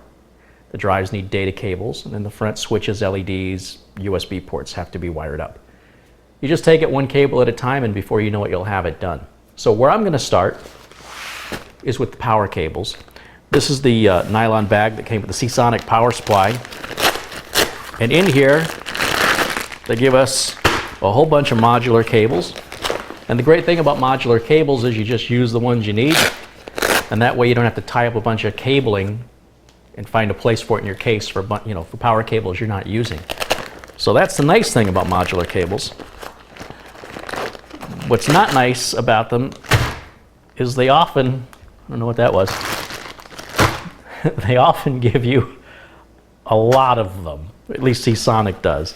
When you buy a Seasonic power supply, they give you so many cables, it's ridiculous. And generally speaking, the higher the wattage, the power supply, the more cables it's going to come with because it's intended to power more things. For example, we could power 4 video cards with this power supply. So I wouldn't be surprised if there were 4 video card power cables. We're not going to use that many, but you still hold on to them because you might upgrade in the future. You never know what your future needs are going to be. So that's why they give you the bag, is to take the cables you're not using, put them back in the bag, and put them away somewhere. Now, of the 2 bags of cables we've got here, this one appears to be for all the drives. So we're not going to get to this one just yet. This bag here, let's get this opened up. This is the one we want to start with. These cables are labeled PCI-E, so those are for video cards. This one's labeled CPU, so we're going to need that one. This is another PCIe. That's for the motherboard main power. And this is also another CPU power cable. Just kind of depends on what kind of power cable your motherboard takes. So we're only actually going to need one of these PCIe cables, but for right now, we're going to put them away because we won't need that till we get the video card installed. And that's something we do after we hook the power cables up. And I guess I lied just a little earlier when I said all we had to do is hook the cabling up. We'll hook the cabling up and get it out of the way, and then we plug the video card in and then give it power. So there is one more thing we have to install, which is the video card that I don't think much about it because you just plug it in, it's real easy. But if we plug it in too soon, it gets in our way. So we want to make sure we get the cabling done as much as possible so that we don't have to work around the video card. Work smarter, not harder. The first modular cable we're going to grab is one that looks unlike all the others. It's very large on the connectors on both sides, and one of the connectors is split. Now this split side is the side that goes to the back of the CPU, and they're actually, well, I was going to say they're labeled. On some Seasonic power supplies they actually say M/B on them, but on the back of the power supply it'll say M/B, and there's no other place on the back of the power supply this will fit or this will fit. And generally on Seasonics, these go one above the other, and I'll show you that in just a second. This side also has a removable clip here, but that's for older motherboards that use a 20-pin connector, which haven't been made in many years. This is a 24-pin connector, and this is the end that's going to go on to the motherboard. Now you'll notice right up here on the top right side of the board is this large white connector. That's where our power connector is going to go. So I'm going to grab the end of the cable here that's not split. The clip, you'll see there's a clip on one side of this connector so that it only installs one way and it will lock into position. And these clips always go towards the outer edge of the motherboard. We just have to line that up and then push it on. And you should give it a light tug just to make sure that it's on correctly. If it pulls off real easy, then you didn't plug it on all the way. Sometimes you'll hear the little clip click into position. Other times you just have to visually look at it or just pull on it. Then what we can do with the other end of this cable to keep our cable looking as clean as possible is just run it right through the wire grommet here and push it out through the back.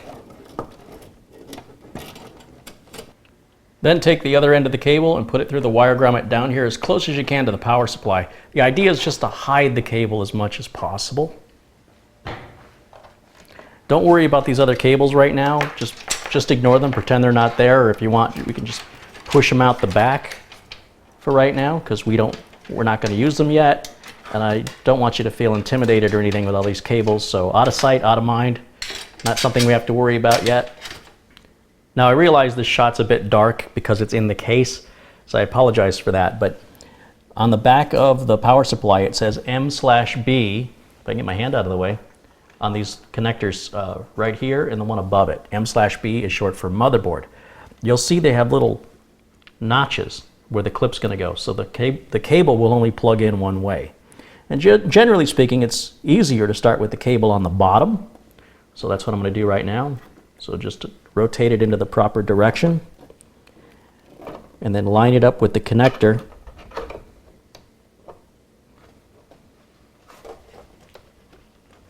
Now in this case, I'm using my left hand trying to get my hand out of the way, but I need to muscle it a little bit here. And you can feel it click into position. And then the other connector is going to go on just above it. Again, rotate that in the same direction. The clip faces down.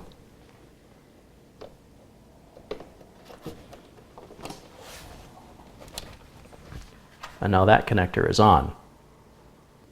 Now the next motherboard power connector, at least with this power supply, gives us a choice of using this type of connector or this type.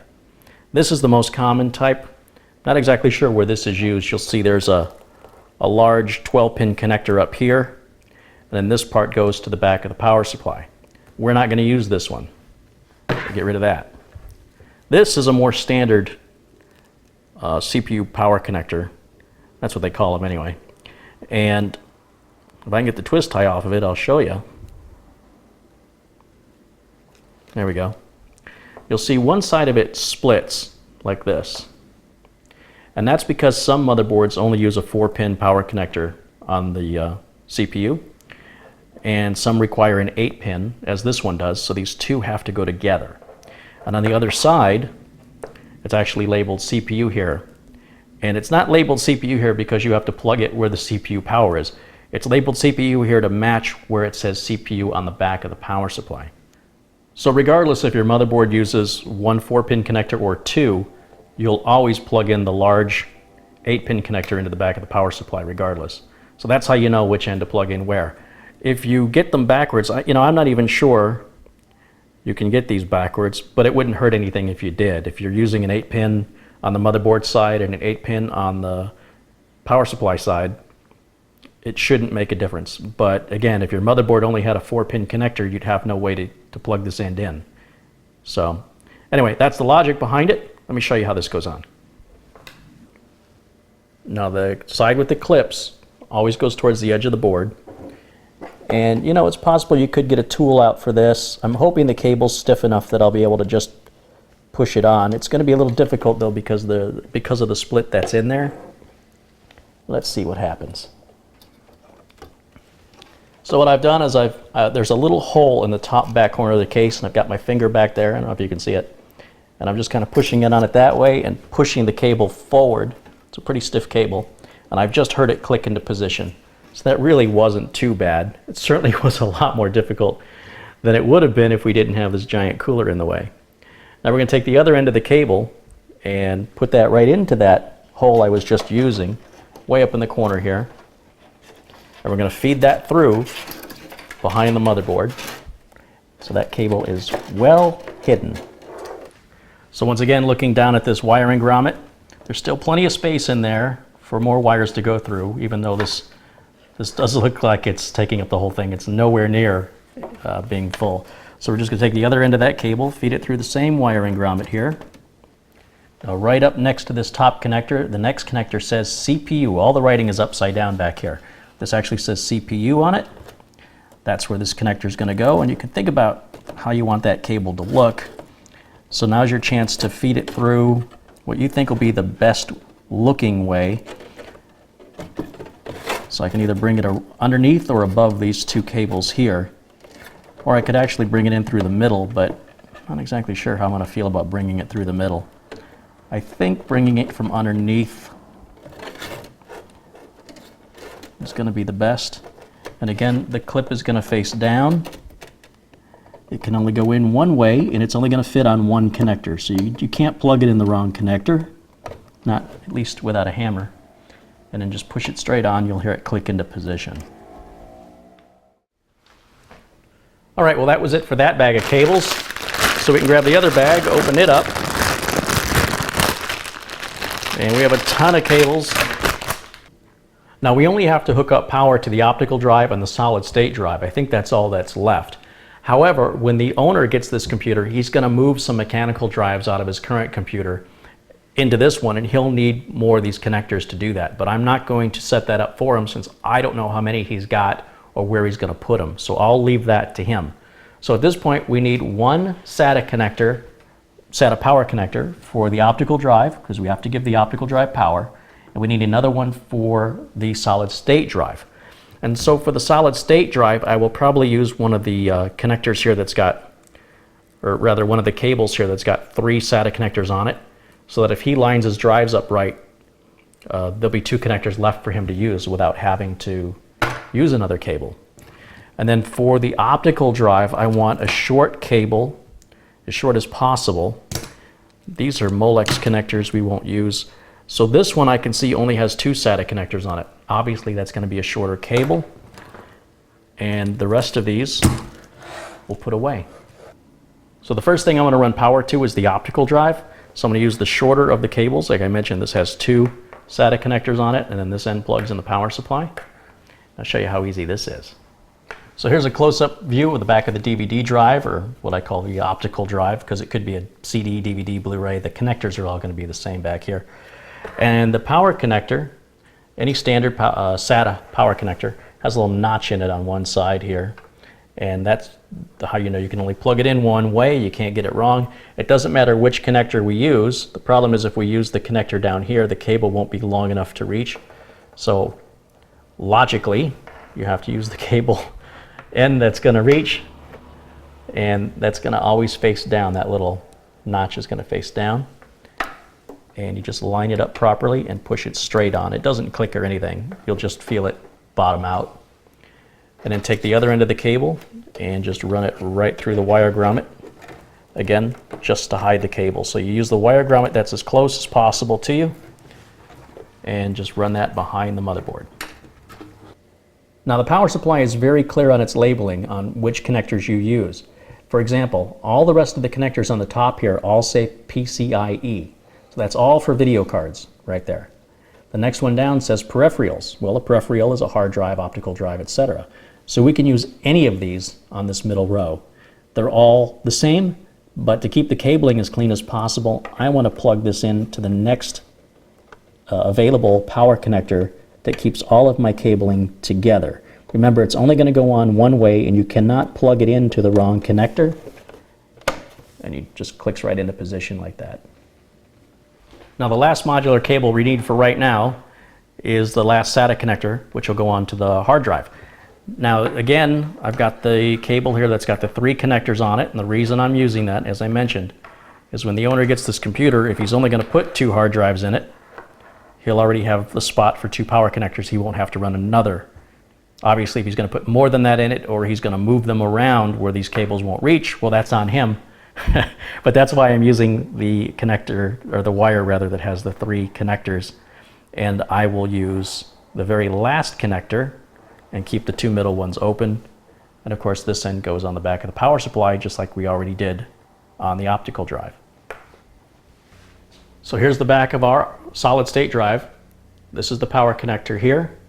So I'm going to grab the last connector on the cable with the notch facing down, and it's going to plug straight in. And then we're going to take the other end of the cable here, and we're going to run it right down through this wire grommet to the back of the power supply.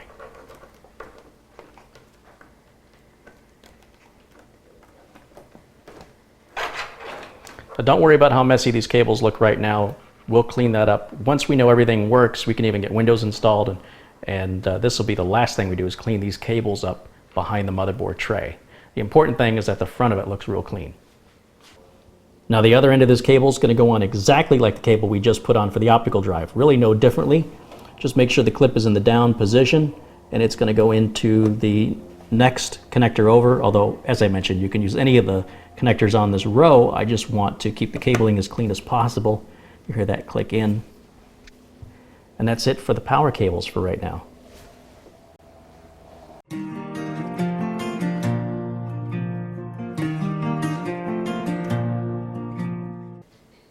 All right, now I'm going to stop here because I've run into a couple of problems and I want to solve them before the problems stack up to be too much. So as you already know, the card reader doesn't sit in right. So I want to change that out. And the other issue I've got is this Noctua cooler is actually so large, we can't use the top mounted PCI Express slot here.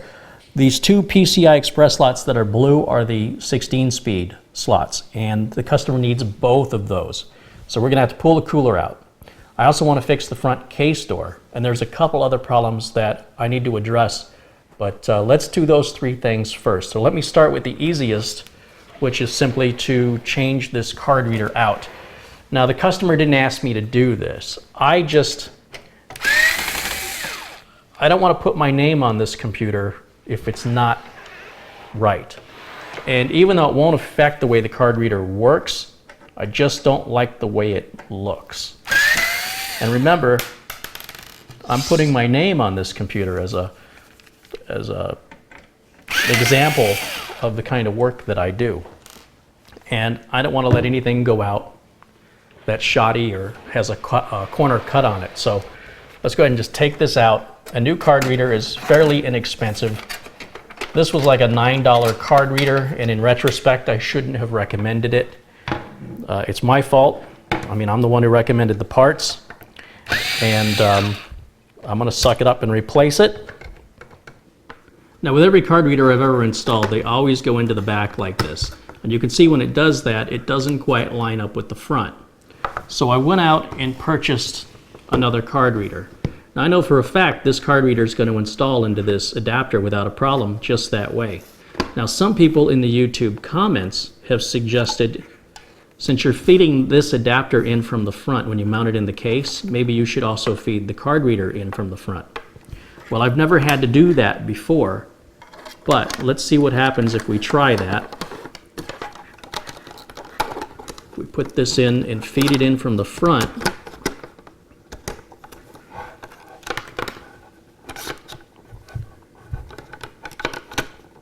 what happens is there's a little ridge here, and it's almost like it needs to be sanded down or something. It doesn't sit flush. However, maybe if we kind of wiggle it around a little bit and bend the plastic, I mean, it's a tight fit, but it does actually fit a lot better. Normally the card reader sits just behind. It doesn't normally sit flush like that, at least on the ones I've done in the past. And you know what? I think that's actually going to work. See here, I make videos showing you guys how to do stuff, and you guys turn around and show me something.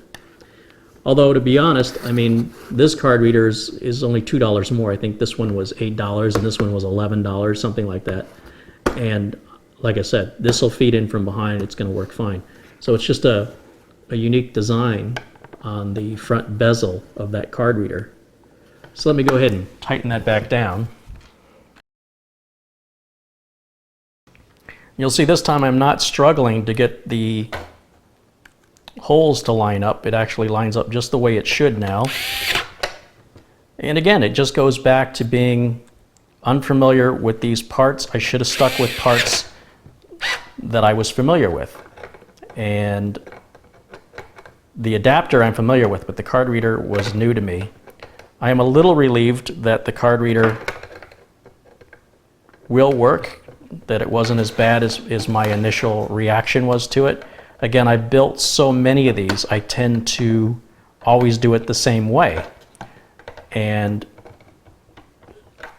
it never even occurred to me to try and feed it in from the front, because I just assumed that if it wouldn't feed in from the back, it's the same faceplate, it's the same size, whether it's fed in from the front or the back. But for whatever reason, it was just a little easier to install going in from the front. So we both learned a little something.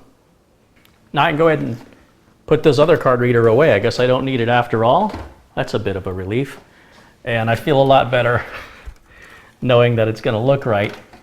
Even if this wasn't, you know, a $4,000 computer, I would still want it to look right. Even if it was a $500 computer. It's just who I am.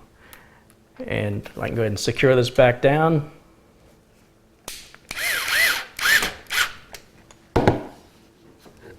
And when you're tightening it down again, I don't want to put all the screws in all the way yet, because that front adapter will move up and down as you tighten it. So I just want to get these screws started. And I'm in a bit of a hurry, which is why I'm using my cordless driver. When I did it the first time, I used my mechanical driver, at least I think I did, because I don't want to potentially strip out any of the screws because they're plastic, and once they're stripped out, well, that's a whole nother problem you have to solve. But all problems are solvable. In this case, seating the card reader in the right way was the solution. Now, that solves that. Now I want to fix that door.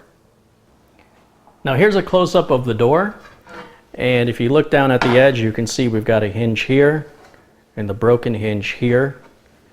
And on the other side, you'll see these hinges are okay. We just broke the one.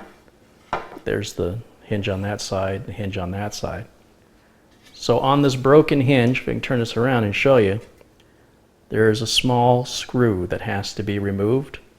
And then this hinge looks like it'll just slide right out. So let's give that a try. Now this looks like it's a #1 Phillips. It's going to require a small screwdriver. You don't see me use too often. I normally use this on laptops, actually, this little screwdriver. We'll just remove that screw and set it aside right there. And then this hinge should just slide forward. And it does. That's the whole hinge mechanism right there. And that's the broken one. And in the bag that came with the case, there's a little Ziploc bag with 2 extra hinges. There's no left or right, they're all the same. There's no up or down as far as which ones go on the bottom, which ones go on the top. They're all identical. So let's get this open.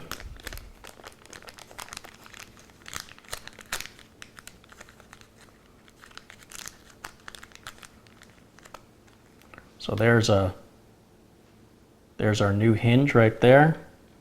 Slide it in until it stops. It doesn't lock in or anything like that. And then we'll just put the screw right back in it. You'll see that's like a self-tapping screw right there with a pointy tip on it. Hopefully the camera's picking that up okay.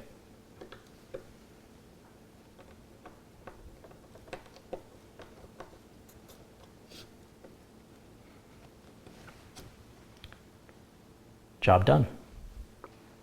Now I can put the case door back on. It's been bugging me to look at it like that, knowing that it's broken. It's just been eating away at my OCD.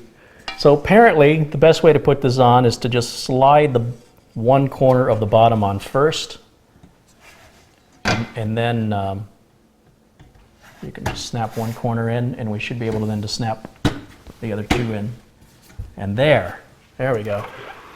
Crisis averted. So there's 2 problems resolved, and no calls to customer service, no parts were needed. But that all changes now, because like I mentioned, this large cooler is just too big, unfortunately. And it has nothing to do with the case, it's just the particular design of this motherboard. When I was recommending the parts, my main concern was, will the cooler clear the RAM? And at a certain point, I had to make an educated guess. It looked good to me from the research that I did, but there's really nothing conclusive that I could point to know for sure. And I was so focused on that, it didn't even occur to me that it could potentially block the PCI port, or the PCI Express slot, rather. And these PCI Express slots are at different speeds. The blue ones are 16 speed. I believe the white ones are 4 speed. And the, what's the other color there? Brown or black, I'm not sure which color that is. Those, I believe, are the 8 speed. So basically what we're going to have to do is replace the cooler. So let me go ahead and remove the cooler. And removing the cooler is very, very simple. We're going to start by simply unlatching the fans by grabbing the metal tab on the fan, pulling it out, just like I showed you earlier, and then away from the cooler. So there's one of the fans, and I have to unplug it from the motherboard as well, obviously. And you know what? The other one I can leave on there. It doesn't have to come off. I'll just unplug it from the motherboard. And as far as pulling that fan off goes, we can actually use the cordless driver to remove the screws. You don't want to use the cordless driver to put them in. And come off really easy. See that? There's one. Now it is heavy, so you want to support it when you take that last screw out, or do it with the motherboard laying flat. But you can see how easy that came out. Then we've got to go ahead and remove these support mounts for the coolers, since this has all got to go back in the box. I don't know if the owner of this computer has another plan for these, or if he's going to send them back. I'm not exactly sure. And then we've got to remove the standoffs as well.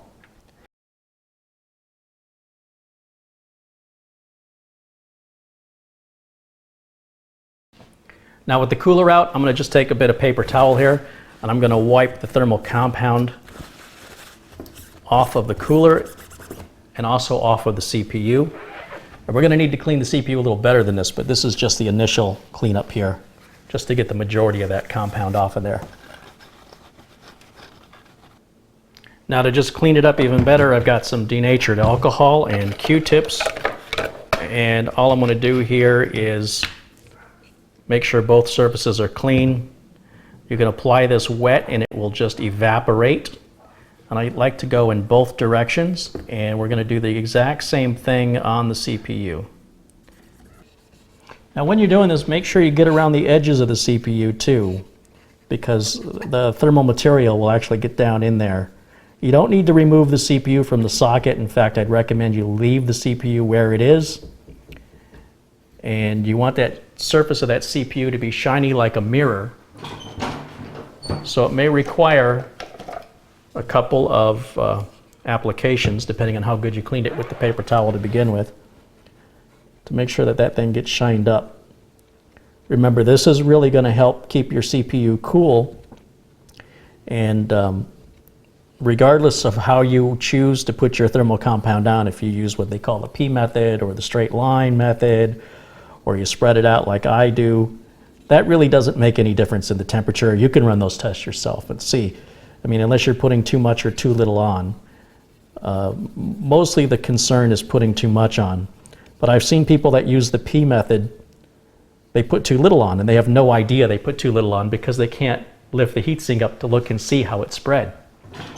When you put too much on, it's pretty obvious with the P method because it all oozes out the sides. You have a big mess on your hands. Or the line method the same way. So in my opinion, the best way to apply it is just as I show, which is just spreading out a very, very thin layer to cover the surface of the CPU to keep it as even and as covered, 100% coverage.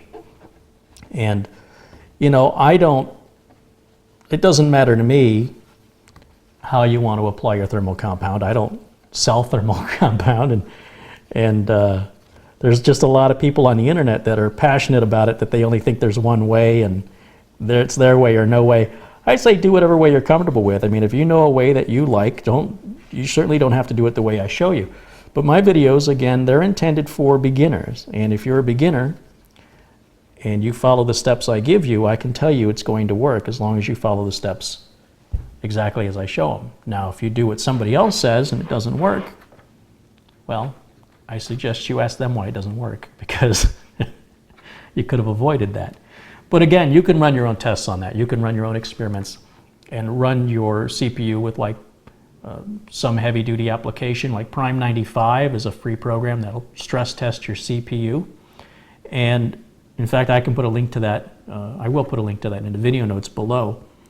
And check your temperatures out. You know, you can try applying the thermal compound different ways. Again, the most important thing is that the surfaces are very, very clean and free of contaminants, and that you use as thin a layer as possible and cover the entire CPU, not just the middle. So it's a common misconception. And as I pointed out in another video,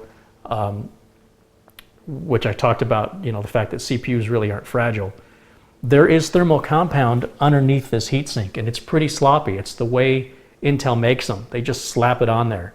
So you can spend $20 for a gram of some high-end thermal compound, but the thermal compound underneath that heat shield is just the cheapest stuff you can find, and the heatsink's not meant to be removed.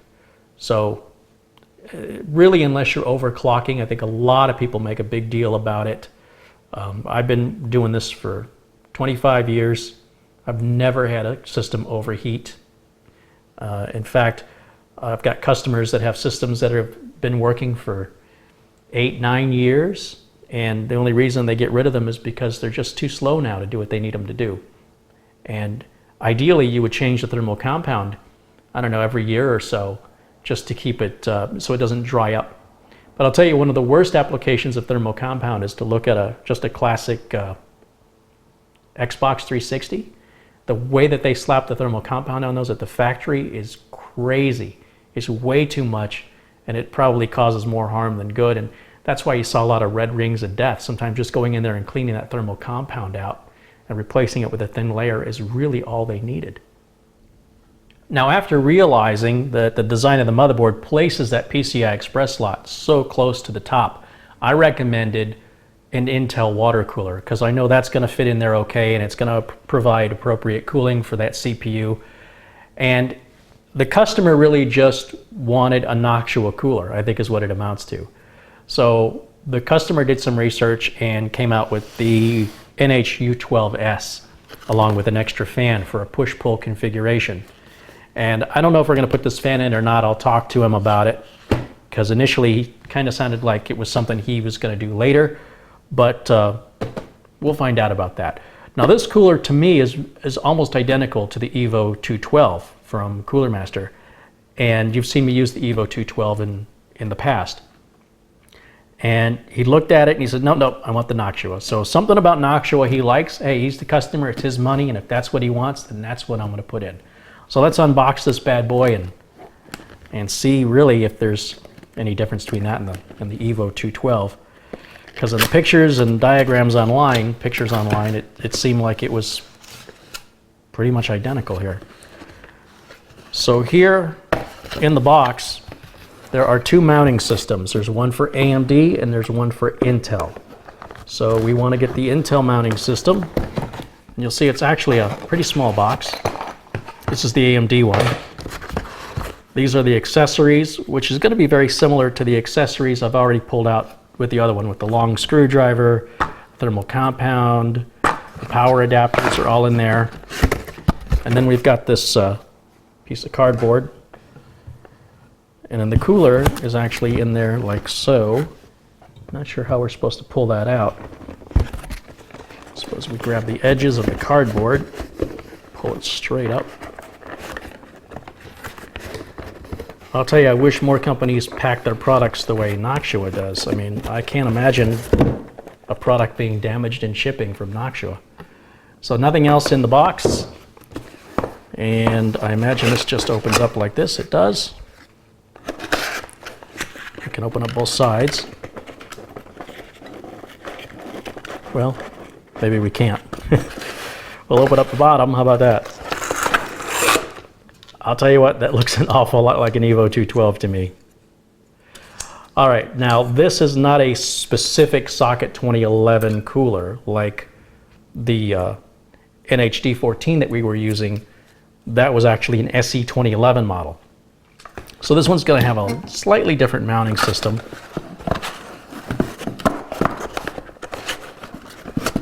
Just looking to see if there's anything else in that box. It's totally empty. So now I can go ahead and just put the empty box back in the empty box, and the AMD secure mount system back in there as well. Oh, I have this little piece of cardboard to throw in there too. And then we'll just get that out of the way. Now I'm going to just go ahead and set the cooler aside for a moment and take a look at this mounting system and see what we're working with. We've got some instructions. What actually looks like we have the same 2011 socket mounting system included, and there's also a back plate for the LGA 1150, 1155 sockets. So that's good. So it's already the same mounting system I'm already familiar with. In this little baggie are going to be, well, what I hope should be the standoffs. And there are some spacers. And that all appears to be for socket 2011. And I just need to see what those spacers are, if we use those spacers. Now there's two sets of instructions here. One's for the socket 1150, 1155. The other's for socket 2011. And as I suspected, these little spacers are just used for socket 1155. So we won't need the little spacers. And this heatsink's gonna go on exactly the same way. It's just nowhere near as large. So once more, I'm gonna start by putting the standoffs into the socket frame. Socket 2011 already has a backplate as part of the socket. That's why you don't use one. It'd be nice if they all did. I'll tell you, I really like that. It certainly makes the installation of a cooler a lot easier.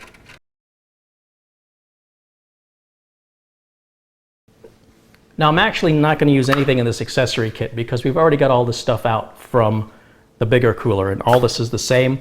There's no sense opening up another tube of thermal compound. Let's leave that sealed. Let's go back to the thermal compound we already opened. Like I say, there's enough for probably 6 or 7, maybe more applications in one of these little syringes of thermal compound. Next, we can install the mounting bars. Now these mounting bars before were down here, if you recall. Now they actually have to go in this direction. And you'll see that's why Noctua designed them that way. If you look at the cooler, the fan here is going to be blowing air towards me. So we want that to be facing the back of the computer. And as you can see, the screws are no longer up and down, they're side by side. So we want to make sure that we put the mounting bars in the proper orientation, or you'll just have to take them out and do it again. So it's the same process, they're just going up and down instead of left and right.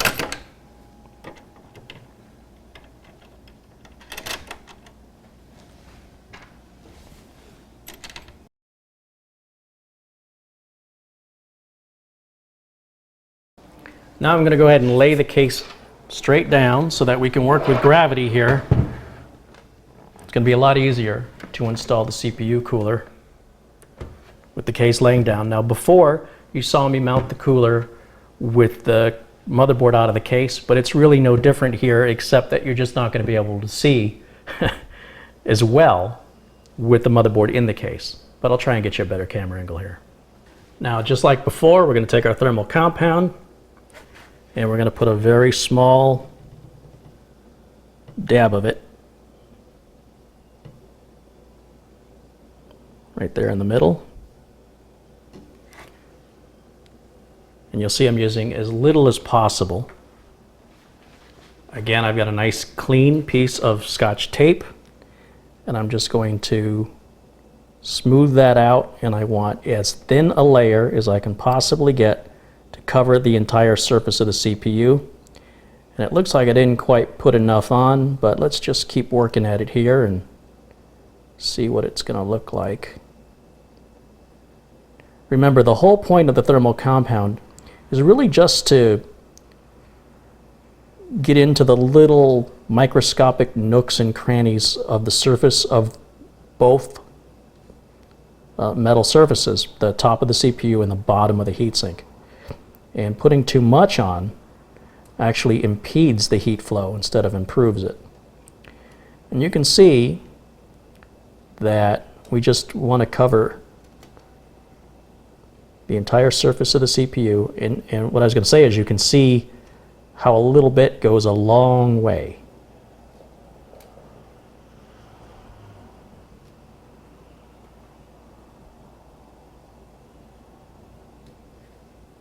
I just don't want to be able to see through it. And if you get a little bit on your socket frame or anything, that's okay if it's a little bit. Sometimes it can be more difficult to try and get that removed. You can see I've got a little bit on the frame here and there. That's just goes with the territory. And like I said, when people do the P method, I've often seen people put too much on it. When they squish it down, it gets all over the place. So that really helps to keep it as clean as possible by using a piece of Scotch tape, or you could use the inside of a Ziploc bag if it was clean. You just don't want the oils on your skin to get into it, and you don't want any other contaminants to get in there. And then we can just throw that little piece of tape away.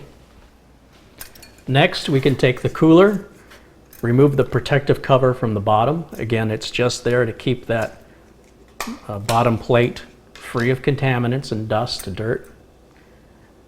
And make sure you've got this turned into the right direction. And again, we want to make sure that the fan is blowing out towards the back of the case. And once again, Noctua has designed this where the fan is going to get into the way of being able to secure that screw. So we're going to have to remove this fan before we can install the cooler. So let's go ahead and take that off now. And when you're holding it, remember to hold it by the radiator. Keep your fingers off of the bottom of it. Now I can just go ahead and set that down where I want it, which is going to be right here. And I'm going to grab my mechanical driver and get these screws started. Now these screws are on a bit of a, well, it's like a spring, almost like a shock. And you don't want to tighten one up too much or you won't be able to get the other one on. So just a couple of turns to begin with.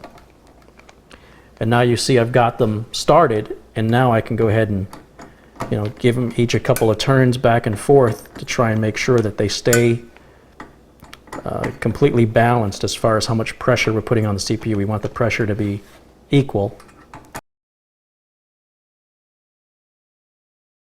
After a little back and forth, make sure those are pretty tight. Don't over tighten to the point where they're going to break, but you do want them. These will be basically the tightest screws in the whole system build right here, these two. And that is on there. Now we can go ahead and grab the fan. Again, make sure it's pointing in the right direction. And it's actually going to fit right on here. We can go ahead and get that out of the way right now. And line it up.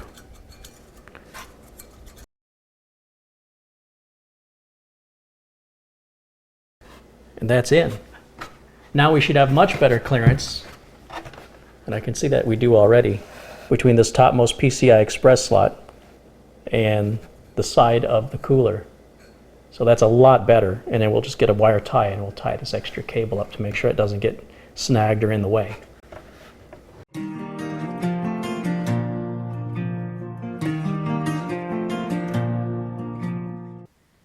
Next, we can hook the data cables up to our optical drive and our solid state drive. So in the motherboard box, there are some SATA data cables, and there's actually 4 of them that have these white caps, and then another pair that are just completely black. Now these ones that have the white caps are the SATA 6 gig per second cables. These are the faster data transfer rate cables. We don't need to use a faster cable on the optical drive, but I don't want to open another package. But it does, however, lead us to another problem that I've got to resolve. Now the SATA connectors are here on the motherboard, and there's 2, 4, 6, 8 of them. And you see they come off to the sides. And there's one down on the bottom and then one up above, all the way across. So 4 on the top, 4 below. You're with me, right? So when we go to hook up our first drive, we'd start on that bottom port. I can't get this in to the bottom port. You see the way the case is designed, how it comes out right here, and it does that to give you better cable management over on this side of the case when the panel's on. And as a result, it interferes with the ability of plugging the SATA cable onto the lower ports. I mean, it will not go on. There's no amount of forcing it that's going to make that work. In fact, even plugging it into the top one, if I can line that up here, I'll show you. If we plug that into the top one, it's still a little bit of a fight to get that out of there. You see, it's the back of that is resting right on the lip here. Now keep in mind this white connector, the 2 plugs here, are for SATA 6 gig per second data transfer speeds. These 2 blue ones are for SATA 3 gig per second data transfer speeds. And then this other blue one right here is also SATA 6 gigabit per second on a different controller. So I'm going to avoid using this one for right now. And what I'll do is hook the solid state hard drive up to this first one up here on the top. And I'll take the other SATA cable and plug it into the top one of the SATA 3 to go to the optical drive, since the optical drive doesn't need the 6. Where the owner of the computer is going to run into an issue is when they want to use this any of these lower ports, really. But there is a solution for that. So I went online and I found these cables from a company called Asus, and they make something called a Pro Slim, what they call a super slim SATA cable. And you can see the connector on it's very shallow. And it's going to plug in here just fine. Now we won't use these slim cables on this build because I don't need them on this one, but on the slave computer that I'm going to build next, I definitely will. In order to get the RAID 0 array set up, I'm going to have to use these slim cables. And then the owner of this computer will have to buy some more of these as he needs them, at least for the bottom 4 ports. He doesn't have to do all of them. And these Pro Slim cables are rated at the SATA 6 gig per second speed. Now, in case you're wondering, the cables are backwards compatible, so you can use a SATA 6 gig per second cable in a SATA 3 gig per second, or basically a SATA 1, SATA 2, or SATA 3 connector is what they called. And officially, SATA says there is no such thing as a SATA 1, SATA 2, or SATA 3, but the industry uses those terms. Every generation of the SATA interface gets another number and it gets faster. So it doesn't hurt to go down, but you don't want to go up. In other words, you don't want to plug a 3 gig per second cable into a 6 gig per second port. Although I haven't tried it, there must be a reason they make different cables, right?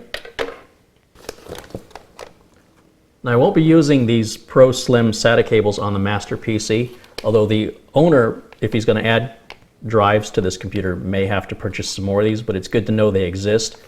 The reason for this is a little detail in the standard specification of the motherboard and the case.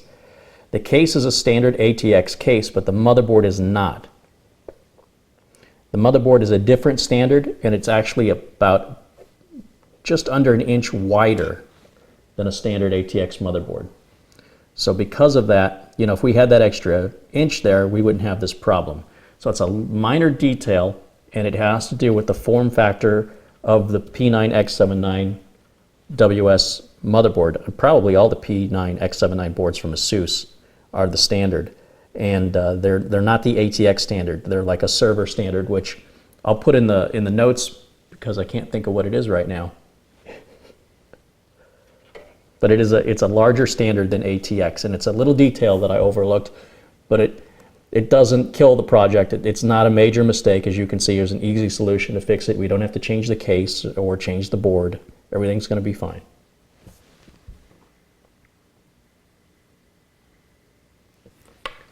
So with this cable already plugged in, as I've already shown you, we're going to grab the other end, which has the little L shape to it, and we're going to run that through to the back.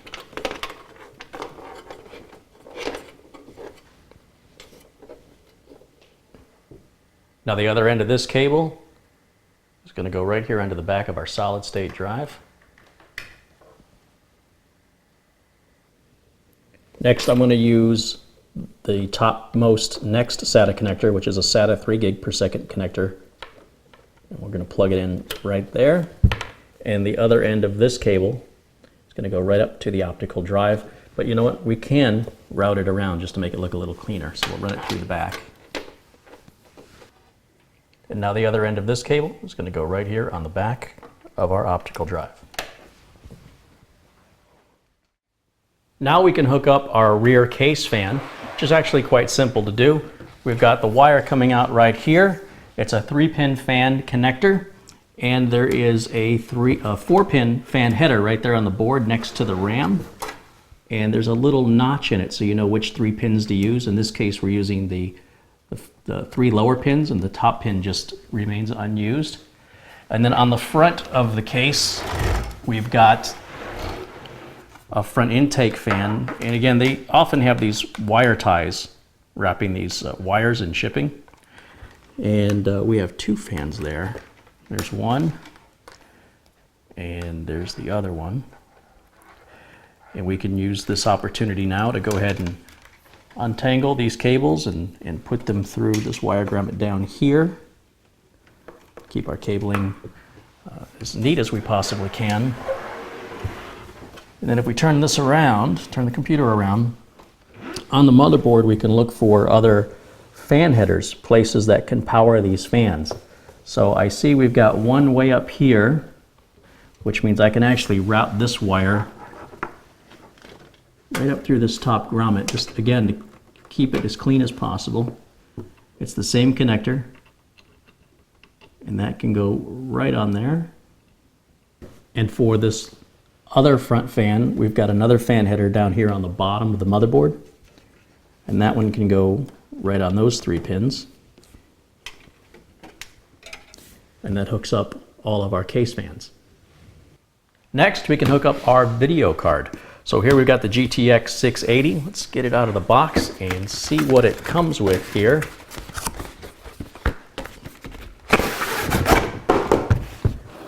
There's a nice box. Hopefully the card inside is as nice as the box. Let's see what we've got. We've got some instructions, it looks like, and driver discs, some packing foam. Here's the card itself, and we've got some cables, power cable adapters, which we won't need because our power supply has all the right cables on it. And then there's a SLI bridging connector here as well, which again the motherboard also comes with. And that's all there is in this box. Let's get this out of the way. And these items can all go in the motherboard box for now. And let's get the video card out of here. Now you'll see when I handle the video card, I'm going to handle it by the plastic and try to avoid touching any of the circuit board. Now you'll see this video card is 3 slots wide. It's a pretty wide video card. Most gaming cards are 2 slots wide, but some of them, like this one, are 3. And what we've got to figure out is where it's going to go in this motherboard. Now, the motherboard has, looks like 1, 2, 3, 4, 5, 6 PCI Express slots. That could work. However, they're different colors because they run at different speeds. The blue ones are 16 speed, so those are the fastest ones, and those are the ones we want to use. Now, previously with our other heatsink, it was so large I couldn't get the video card in, and then once I did, I wasn't able to release the video card, which was a whole nother problem, because in order to release the video card, you've got to reach back to this release. Otherwise, if you fight with it trying to get it out, you could damage the socket, the motherboard, and or the video card. Now ideally, we'll be able to reach this slot okay. If not, we can use this other blue one. Again, it's going to work in these other slots, but it won't work as fast. So let's take a look at where this card's going to go. If I line this up, and again, we want to make sure we get all the cables out of the way here. And I can see really easily that I need to remove these covers, these first 3 covers, and we'll reuse the screws that are holding the covers in to hold the video card in. So let me go ahead and take those out.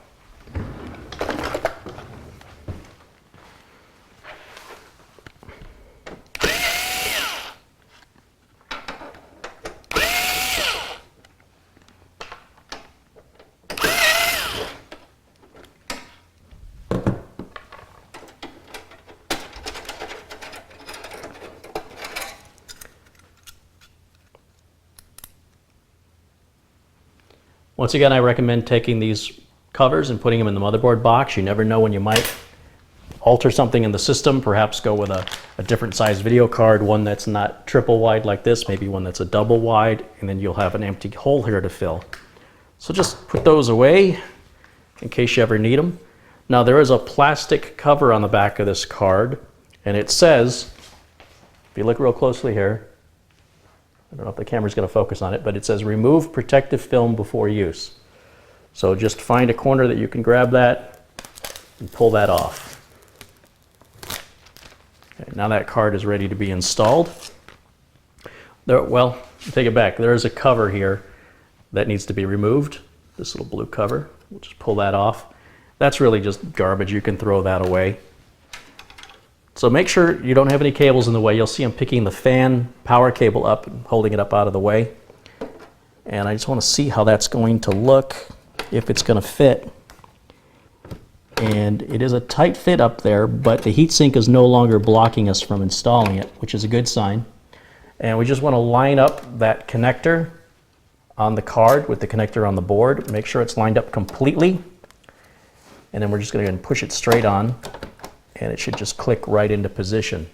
Now, something you might want to think about is how you're going to tie this cable up. Is it going to be easier to tie this cable up after the video card's installed or before? And it's up to you to decide. I'm actually going to tie this up afterwards. I think it's going to be easier for me to do that once the card's installed.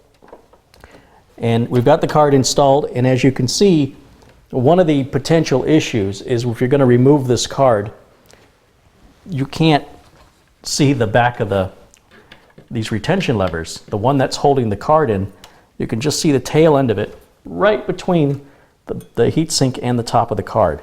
And it's going to be tricky for the new owner to get that out of there. The card would actually be easier to insert and remove if it was a little lower down in the other blue slot. But no matter what gets put into that top slot, it's going to be difficult to remove it. The key will be to take your time and be patient and don't force it, because that will break it. With enough finesse, you'll be able to get that retention lever back and the card will come out.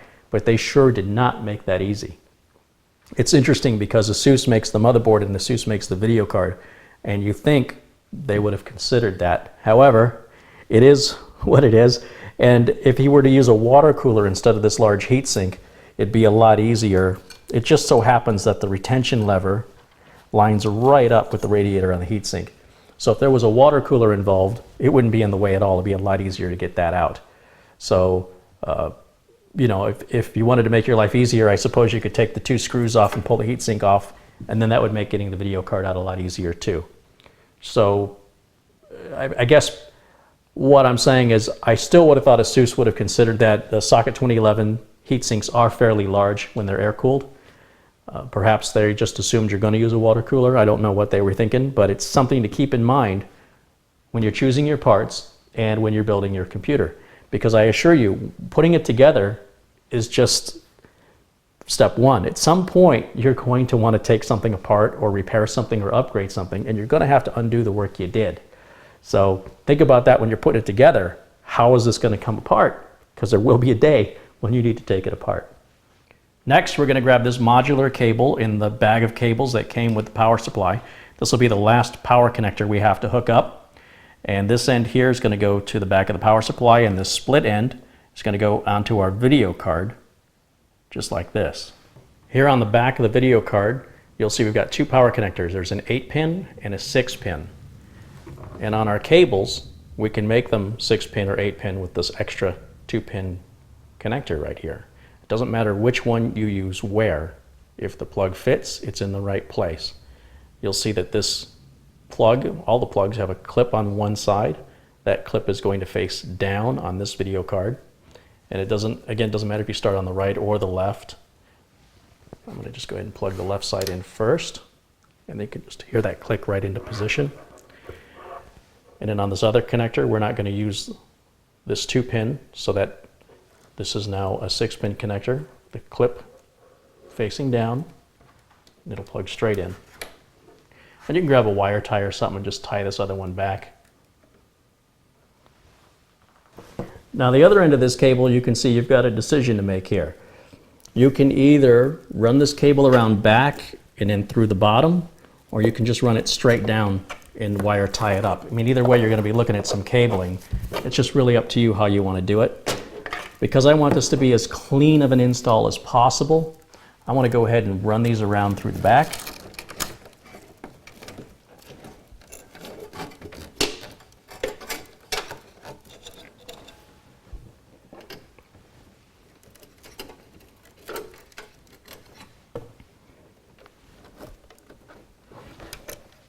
And then bring them down through the bottom where we brought all our other power cables.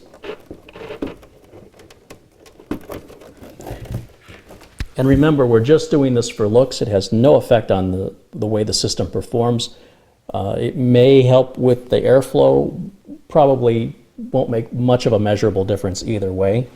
Now the rest of these top connectors are all for PCI-E, that's PCI Express. That means we can use any of the rest of the top connectors for powering video cards. So I'm going to go ahead and grab our connector, make sure that the clip is in the down position on the back of the power supply. And I just want to put that with the rest of them to keep them all together. Again, it's all for aesthetics. The plug will only go in one way.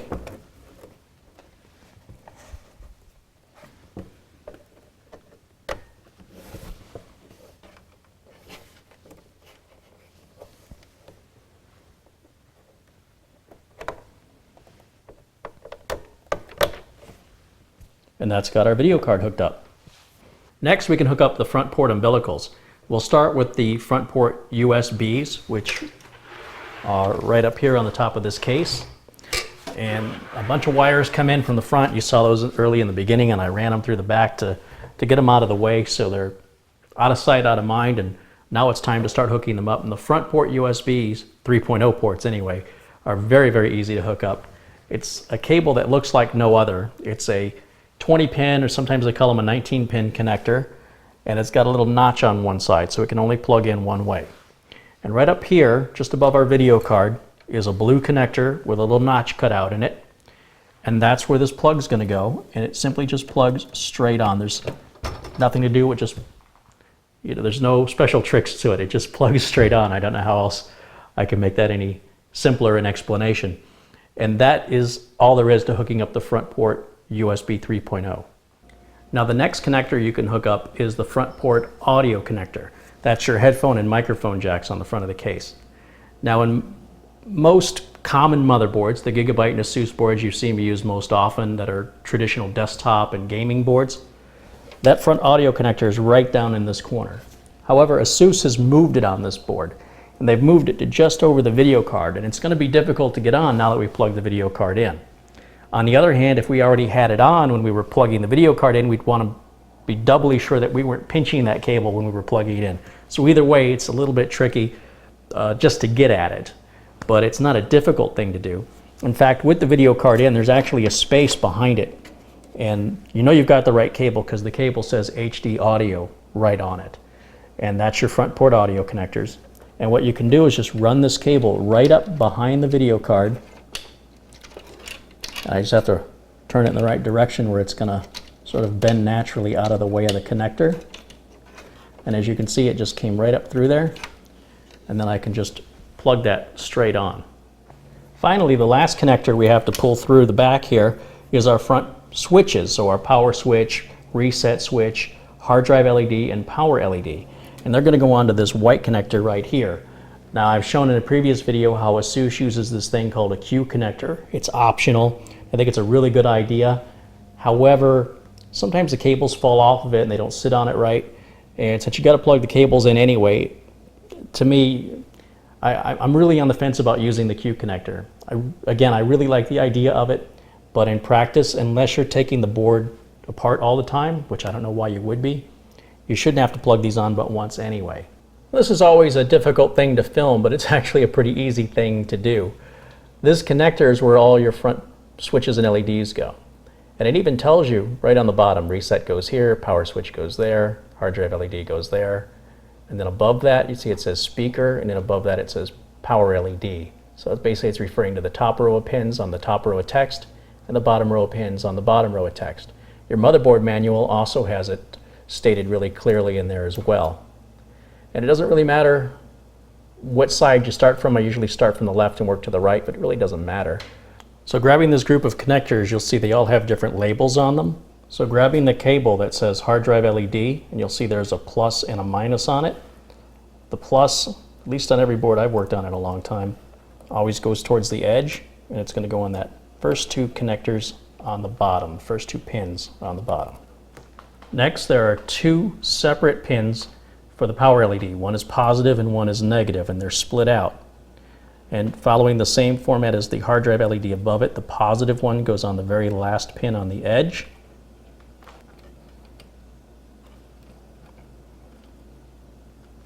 And the negative one goes on the next pin available on that same row. Next, grab the one that says power switch. That goes on the next two pins that are on the bottom row. And then finally, we've got the reset switch, and that goes on the last two pins on the bottom row. Now again, this varies from one motherboard to the next, so refer to your owner's manual on where those go. But do know that if you get these backwards, they simply won't work. If you plug them into the wrong place, it won't. If you're on the right connector but in the wrong pins, it won't hurt anything. Just the switches won't work or the LEDs won't work. Also be aware that the only thing where you've got to worry about a positive wire is on an LED. The switches don't matter. They don't have a positive or negative. They can go on upside down. Doesn't make any difference. If you put your LEDs on upside down, they won't light up. All right, now that we have everything hooked up, we can try and turn it on for the very first time. And if we did everything correctly, it should just fire right up. So I'm going to start with my wireless keyboard and mouse USB receivers, as I always do. On the back, we plug them into the black USB 2.0 ports. You don't want to use the USB 3.0 ports until after you've got Windows already installed.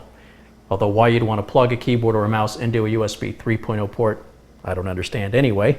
But you can do that after Windows is installed. In some cases you can do it before. It just depends on the chipset on the board, and it's just a lot easier if we just say plug it into USB 2 and you won't have any issues. Next, we'll hook the monitor in. I'm using the DVI cable here. There's a little cover on the video card I'm removing, and I can plug it into either of the DVI ports on the back of the video card. I'm just using the lower one for right now. And make sure the switch is in the off position on the power supply before you plug power in for the first time. And the power cable is the last thing we plug in. Now we can flip the switch to the on position on the back of the power supply. And then somewhere up here I've got a power switch. And let's see if it does a power on self-test or post, P-O-S-T. There we go. Fans are spinning in the back. Let me step around the front. I see the power light is lit up on the front of the case. There's our Asus screen for the motherboard. And then it says reboot and select proper boot device. And I did see the hard drive LED flash once. The reset switch, yeah, reset switch is working. Again, the hard drive LED just flashed. So I know that all the LEDs are hooked up properly. So what that means at this point is I can go ahead and install Windows 7 and get it activated and optimized for the solid state drive and the drivers installed and the updates, just as I've shown how to do in a previous video, which I've got a link to in the video notes below this one. And then what I'll do is clean up that cabling after I've got the operating system installed and configured, and then I will be right back. We'll continue on from that point. All right, now that I've got the operating system installed, all the drivers are put in, and I've got the cables all neatly tied up here, at least as neat as I can get them. And you'll see I separated out the SATA power cable for the hard drive, so if he wants to add a couple more hard drives, as I understand he does, then all he has to do is undo these two wire ties. He doesn't have to undo all of this. And before I forget, I still have to hook the card reader up, which I always save for last. In the Windows XP days, if you had the card reader hooked up before you install the operating system, a lot of times it would take up the C drive location. And so your operating system would end up getting installed on what would be called an E or an F, somewhere further down, and you couldn't change it. You'd have to completely reinstall the operating system again. So I've made it a habit to always wait until the operating system's installed before I hook up the card reader, even though with Windows Vista and 7 and 8, I've never seen it happen in those operating systems. It's just a lesson long learned in XP, and it certainly doesn't hurt anything to wait till the end to hook it up. So right here what I've done is I've run the cable around the back from the back of the card reader, and this is just a standard USB 2.0 cable like any other USB 2.0 cable. It's a 10-pin connector, and one of the pins is blocked out in the bottom corner, and you just have to line up the knocked out pin with the missing pin on the board, and it just plugs straight on. And that's as easy as it is to hook up the card reader. And that pretty much finalizes the computer. We can start putting the panels back on. So I'm going to start with the side panel here that doesn't have any holes in it. And on this case, there's little grooves on the bottom of the panel. And they go into these little holes here on the sides. And it just kind of swings up. And you just need to make sure your cables aren't going to get into in the way. So make sure your cables are as flat as you can get them, and don't use too much force. You don't want to break the cables or ground them out. And then it just clicks right into position. There are no screws to put in like there are in other cases you've seen me use. Remember, this one's got little release buttons on the back, so we don't have to put any screws in there. This is, of course, what the other side looks like if I didn't show you how clean it looks with our cables all tied up in behind the board. And we'll grab the other side panel here. And this is one that would potentially have the option for fans. Now here on the bottom of the panel, a little close-up view here of the little tabs that stick up. And those are going to go into the holes that are right here on the bottom of the case. And once they're lined up properly, like so, then you can just pop it right into position. And that is what your completed computer looks like. One more thing. You know, it's not really officially done until I put a badge on it with my autograph, handcrafted by Carrie Holzman. So let's go ahead and, as much as I like the Corsair symbol on the front, I think this is just going to look a little bit better. I mean, after all, anybody could have a Corsair symbol on the front of their case. But not just anybody can have a handcrafted by engraved plate on the front of their computer. Now that, I think, looks pretty good. Now with the computer completed, I can go ahead and put it back in the box so I can drive it out to the customer. And I know what some of you are thinking, what about the other CPU fan? I still have it. I talked to the customer about it. He wants the system as quiet as possible, and he doesn't know if he really needs the second fan or not, but he'll decide that on his own. I ran some tests on the computer, and the hottest I can get that CPU to get is 70 degrees Celsius, and I'm not worried about it until it hits at least 85, and I'm not getting anywhere close to it. It's idling down in the less than 50, and then when I'm really working it, it's getting up to 70. But I'm not using it the way he's going to use it. So he's going to decide if he needs this or not. If he doesn't, he'll send it back. If he does, it's easy enough for him to put on. And you know, this black case really shows the Arizona dust pretty bad. That's a little bothering, troublesome to me because I feel like I'm always cleaning it. So let me go ahead and get it back in its box. Here I've got the box, and once it's in there, it won't get any more dust on it.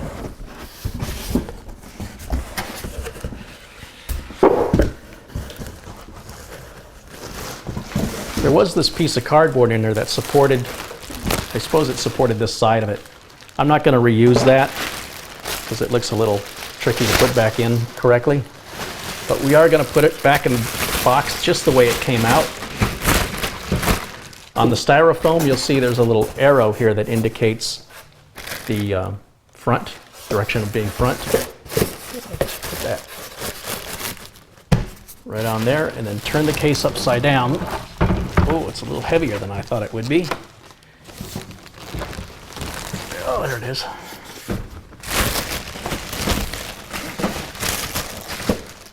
And it in the box. Hold this other styrofoam piece. This one actually says bottom right on the styrofoam, so you even know there's a top and bottom. Again, the arrow points to the front.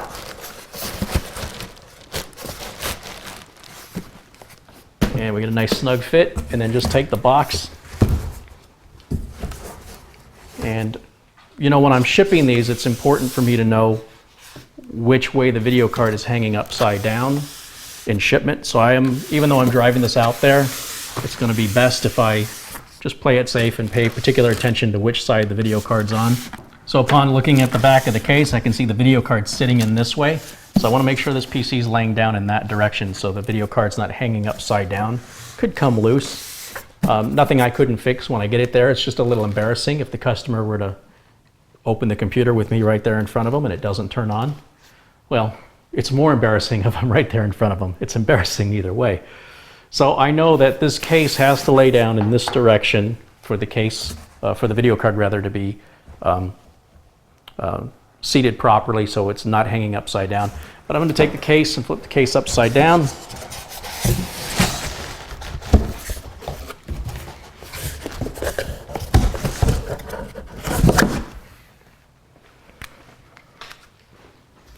And then I'm just going to grab my Sharpie marker and I'm just going to put an arrow that indicates which way I need the case to be seated, or which way I want this end up, basically is what this means, this end up.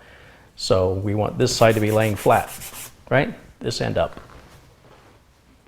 Previously, I drew an arrow on this that was this end up, and I actually got it backwards. The video card's seated this way, so the arrow needs to go this way. This side of the case has to go up. Well, it doesn't have to, but it'll be best if it does. So I'm going to mark on both sides of the case an arrow indicating this direction that tells me to lay the case flat this way, so that that video card, which is seated in the I sometimes get confused, and I put the arrow in the direction that the card is seated. And what I need is the arrow indicating what side of the box needs to be facing up. That's just a lot less confusing. So hopefully I didn't just confuse you right there.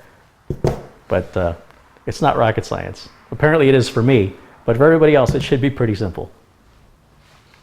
Now here's the box all taped up.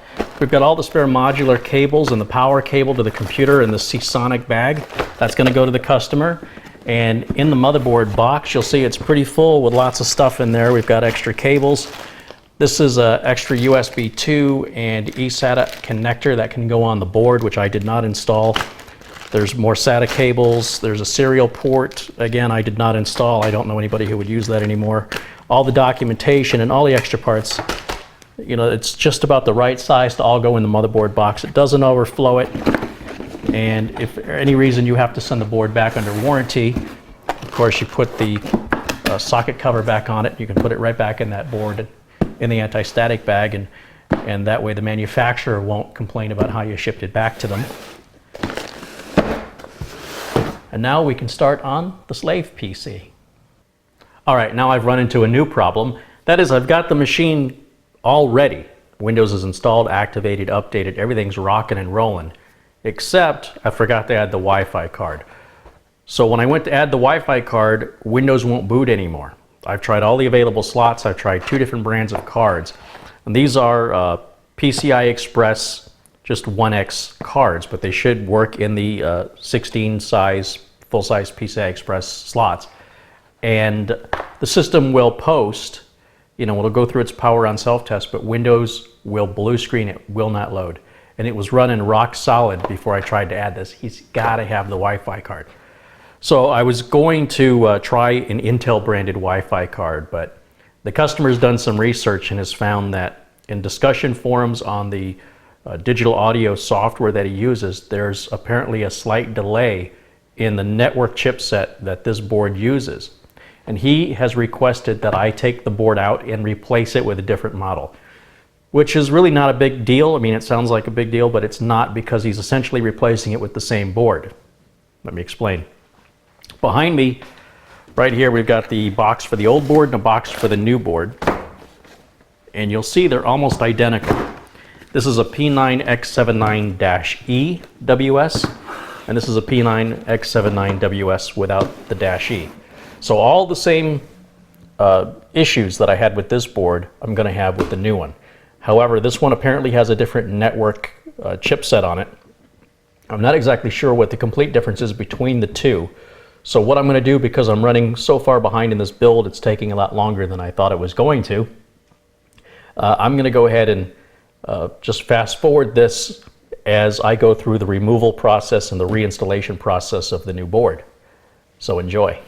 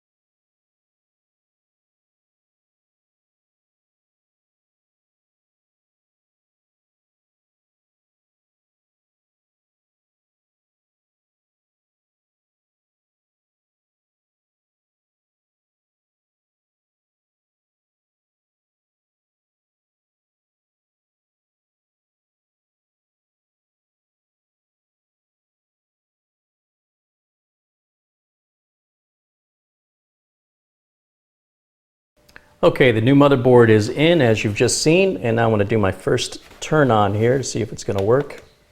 If I can find the power switch, let me flip the switch on the back of the power supply on. And let's see if we get a boot up screen. Let me step around and see what happens here.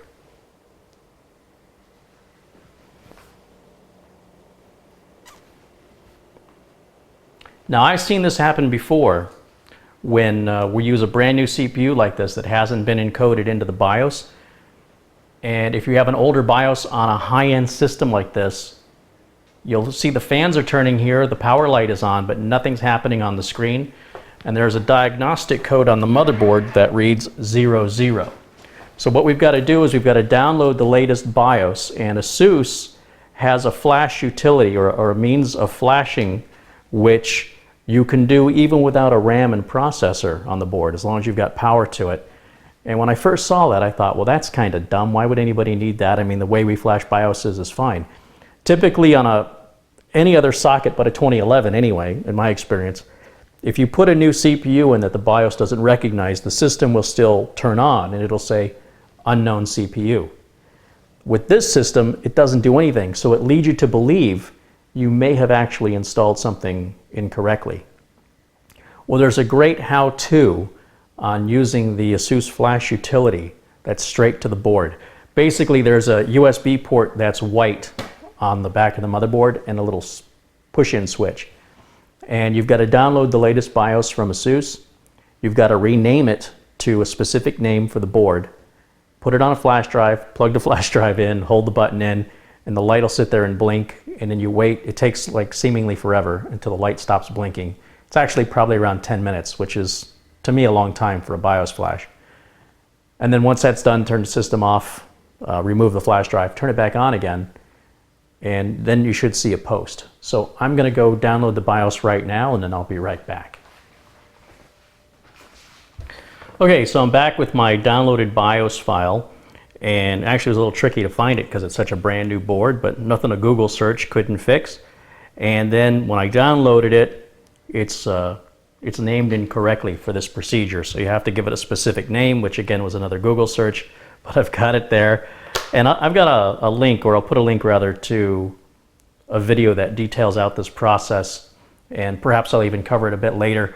But this is unique to this particular motherboard and from Asus. This is not a normal thing that any other board manufacturer does that I'm aware of.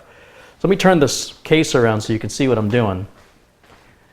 And I can actually just unplug the back of it here and turn it around. So there you can see the back. And we actually don't even need to plug video into it. We just need power. And for that matter, we don't need the keyboard or mouse. But you see how there's a white USB port right here. And there's a little button that says USB BIOS flashback. So what we're going to do is we're just going to plug this USB port in. Let's go ahead and plug the computer in. And then we just hold this button down. And you see the drive starts flashing. You say, I didn't turn the computer on. The fans aren't running. And that's why I say, is from what I've read on the internet, this can actually be done without a processor in place and without memory in place. This is definitely one of the weirdest things I've ever seen. I've never seen a BIOS flash like this before. Right now you can see that the button that I pressed is lit up and it's blinking, and it says BIOS and it's just flashing. This takes like quite a while, so I'm going to just let it run. When that stops blinking, that means our BIOS flash is done. Okay, the light has stopped flashing. Everything appears to be off, so we can go ahead and remove the flash drive, put it away, and then I'm going to go ahead and turn this. Well, I guess I don't need to turn it back around. We can just turn it on this way. Let's give it plug it back into the monitor again. And let's turn it back on and see what happens this time. If I can find my power switch. I know it's here somewhere. There it is. And hopefully it'll post this time. Like I said, this is unique to the Socket 2011 and specifically to this Asus board. The fact that he's using such a brand new CPU means the board didn't recognize it out of the box. And I'm hoping, yeah, we're getting something this time. Now, I've already installed the operating system from before. And as you can see, what it says right now is BIOS is updating. Do not shut down or reset the system to prevent system boot up failure. So apparently what it's done at this point is it's copied the file onto some DRAM chip or NVRAM chip on the board, and it's actually flashing the BIOS now. Apparently all it did there was just copy the file into some non-volatile RAM, I'm guessing. Now the system has turned itself off. I haven't touched anything, and I'm going to guess it's turning itself back on. Yes, it did. Again, nothing up my sleeves, which would be hard since I'm wearing short sleeves. But it's kind of laughing and smiling as, hey, it's working. This will give you a heart attack when you spend this kind of money and the system won't even boot up, because then you think, oh my gosh, is my RAM bad, or is my CPU bad? So here we've got Windows wanting to start. Let's just say start Windows normally. See what happens here. Now all the hardware's changed, which means we'll have to reactivate Windows again, but we shouldn't have to reinstall it. I hope not, because that's a lot of work to reinstall Windows and download all the updates, etc., etc. So what's going to happen is Windows is, well, first of all, it hasn't detected the video card because it's a different motherboard, different slots, and so it's going to redetect all the hardware all over again. But as you can see, that system's working. Everything's fans turning here. Let me make sure our CPU fan is turning. It is, and everything looks good. So now what I can do is let Windows reconfigure itself, and then once that's done, I'm going to throw the Wi-Fi card back in it and see if the same problem exists. So I will do that and come right back. All right, so I've got Windows updated and reactivated, and everything looks really good. So I'm going to try plugging our Wi-Fi card in again, and let's see what happens this time, if we have any better luck. So again, I've got the Roswell. It's an RNX N250 PCE. I've used these on numerous builds without a problem, so I was quite surprised when I started having the issue that this system had. Now I'm just going to plug this right into the bottom slot, which I'm hoping will be okay. And then let's turn around and plug it back in and just see if Windows boots up. I'm not even going to fasten it down, and I'm not going to hook the antennas up to it, because on the previous motherboard it didn't make any difference. I never got that far. So let me turn it back on, and we'll watch the screen here and see if we have better luck this time. So what would happen previously is we wouldn't even get this far. As the flag would start to form, it would just freeze up, and if you waited long enough, you'd get a blue screen error. So here, this is working exactly like it's supposed to. I've got to install the drivers, and then that's going to configure the wireless card. We just put the antennas on it. I will ship it without the antennas on it anyway. The antennas have got to come off, but I can secure this card down now, so I'll do that now. And first I want to just turn the machine off. It looks like it, okay, it said it was looking for a driver, and I thought it found the driver automatically, but it's got no internet access, so that would be kind of cool if it did that. But I'll use the CD that comes in the box here, and there's our antennas we can put on right there. And of course the screen's gotten really dark. I've explained this before. The light coming off of the monitor tricks the camera into thinking the room is much brighter, and it just darkens everything, so I apologize for that. Perhaps as I advance in my video creation techniques, I'll figure out a way that resolves that. But in the meantime, if you're wondering why it got darker, that will happen anytime I film the screen. Okay, so let me secure this Wi-Fi card, and I'll put the antennas on it and install the driver, and then I'll come right back. All right, the build is all finally done, so I can go ahead and remove my USB wireless receivers from my keyboard and mouse. I know I'm going to leave those in a system one day and ship it off. I'm going to go ahead and remove these antenna from the Wi-Fi card. And we can put the side panels back on. If you hadn't noticed, I already put my sticker up on the front, the handcrafted by Carrie Holzman. I really earned this one, let me tell you, but you know what? It's a good learning experience. And the slave PC should slap together real easily. now that I've got all this experience behind me with these parts. Now it doesn't really matter which side panel we want to put on first, so I'm going to put on this my right side, which is your left. And you put the bottom in first on this case, and then the top just snaps in. Then we're going to go ahead and do the other side, which has all the cables and wires. Now just like the other side, this panel's going to go in with the slots going into the grooves first, and then it just slides up. Get that dust off of there. Snaps into position.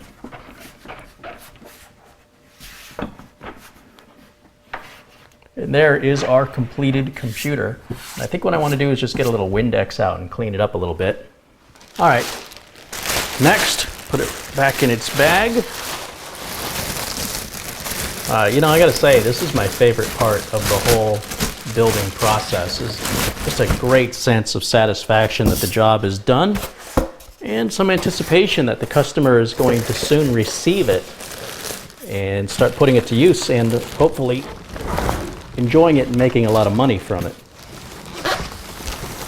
Ultimately, a happy customer is the best reward. It really is. Customer says, hey, wow, this thing is awesome.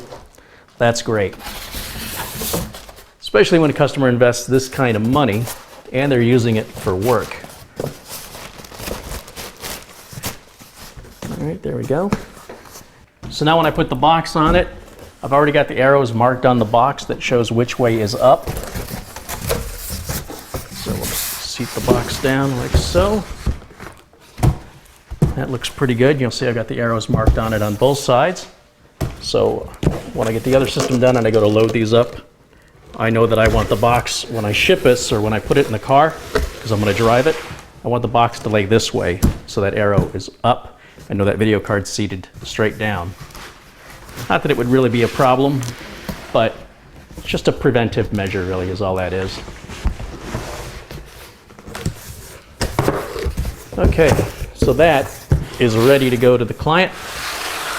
And what I've got to do is I've got to put everything that came with this original motherboard back in the box, take all the spare parts, put it in the other box.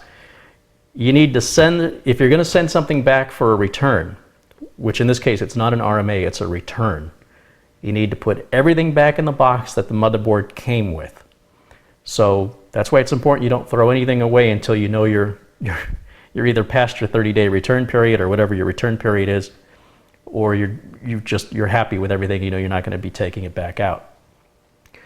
So I've got a little bit of that kind of administrative work to do, get it back in a box, get it back over to the shipping store so I can get it shipped back, because you have like 7 days from the day you create the RMA with Newegg, which is where these parts were ordered, to get them back and be credited for the RMA. These boards are about $380 a piece, and the new boards, the one I just put in, the new motherboard, is around $500 a piece. So it's important we get those other boards back so he can be credited for that. And be aware that if you're sending something back because you changed your mind or you don't like it, that's not a repair, it's not an RMA, that's just a return, and a restocking fee may apply, which is sometimes, 15% or more. All right, that's going to end this part, and then next I'll start on the slave PC.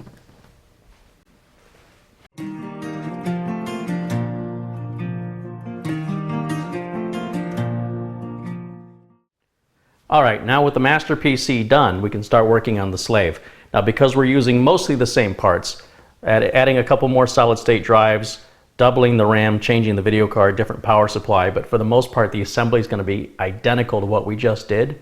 So I'm going to go ahead and get this done really quickly. We'll put this in fast forward mode, and I'll do the narration on top of it. So here we go. All right, well, just like the first time, we're going to pull all the plastic off of the case, and then of course I'm going to take all the parts that I don't need right now and get them out of the way so I have a nice clean work area, get those side panels off, get the front port umbilicals freed up there, and then I'm going to pull the box out that has all the screws right there that we're going to need for building everything.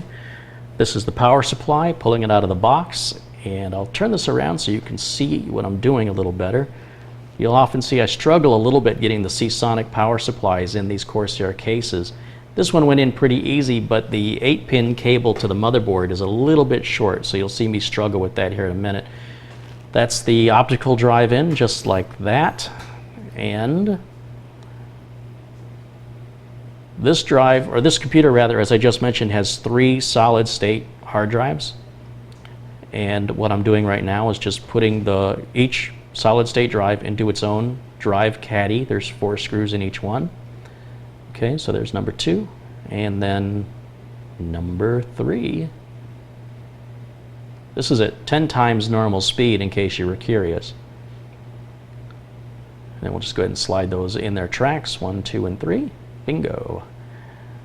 Now, clearing the area to make room for prepping the motherboard. So in the motherboard box, we're going to pull the board out and set the board on the box, take that plastic off of there, and mount our CPU into the socket. That's the socket 2011. You don't see too many builds featuring the socket 2011. It's a very expensive CPU, and it's got 2 levers instead of just 1. There I just opened up all the retaining levers for the memory. We're going to use every single memory slot. So we're looking at 64 gigs of memory on this machine. That's a lot of RAM. 8 gigs a piece times 8 modules. There's our Noctua cooler, and I know, since I've done this before, which of the parts I need for the socket 2011. So I'm just getting those out and ready. The rest of the parts go back in the box. That's going to go back to the customer.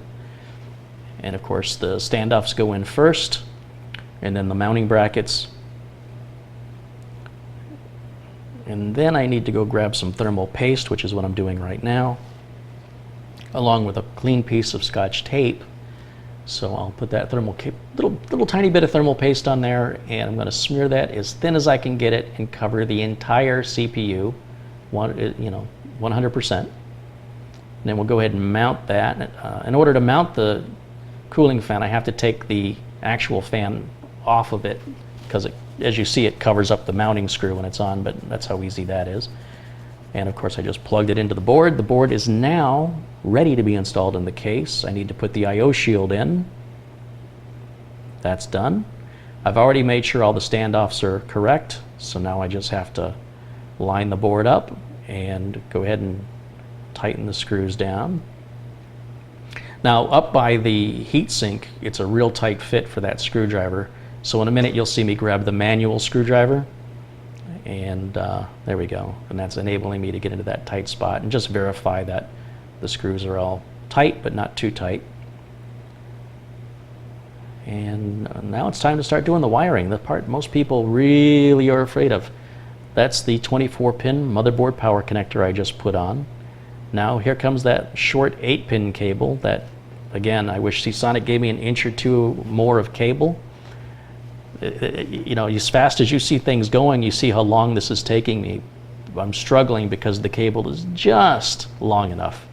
So I'm struggling with it, but I will get it. Don't force anything and be patient. Enjoy your build. You just have to use a little finesse sometimes. And this is finesse at 10 times normal speed. There's our rear exhaust fan hooked up. Let's see, what am I doing now? Looks like I'm hooking power up. So power to these 3 SATA drives. And then the opposite end of that power cable will go to the back of the power supply. And then we'll grab another cable that's going to be for the optical drive. And of course we'll run that back into the power supply. Alright, I have no idea what I'm doing right now. Oh, I just hooked up the front fan because I know a video card's going in there. Hooking up the front power LED switches and lights right now. The USB 3 cable right there, plugged in. Now our front port USB 3 is installed. And everything looks good. I hooked up the front port audio earlier. And what else do I have going on? I put all the other cables away in the box, or in the bag rather, for the customer. Ah, time for the video card. So here's a problem. If I put that video card in right now, I won't be able to install the data cables. I'm realizing that now. Keep forgetting to put the data cables in. So I'm pulling the SATA data cables out and doing that now, because once the video card goes in, the way this board is designed, it actually goes over the top of the SATA connectors on the motherboard, which would mean I'd have to take the video card back out. So now that I've got that done, I can put the video card in, put the 2 screws in to lock it into position, and then I've got to grab a power cable and hook the power cable up to the video card. And then I'm going to flash the BIOS on it, and then we'll be able to do our test fire to see if it works. But I already know I'm going to need the BIOS flash, so I'm not even going to attempt to turn it on just yet. I think, yeah, at this point I'm just putting everything back in the boxes. The customer wants his boxes because he's got some rebates on that stuff. And I'm going to get ready to turn it on, but first I'm going to flash the BIOS.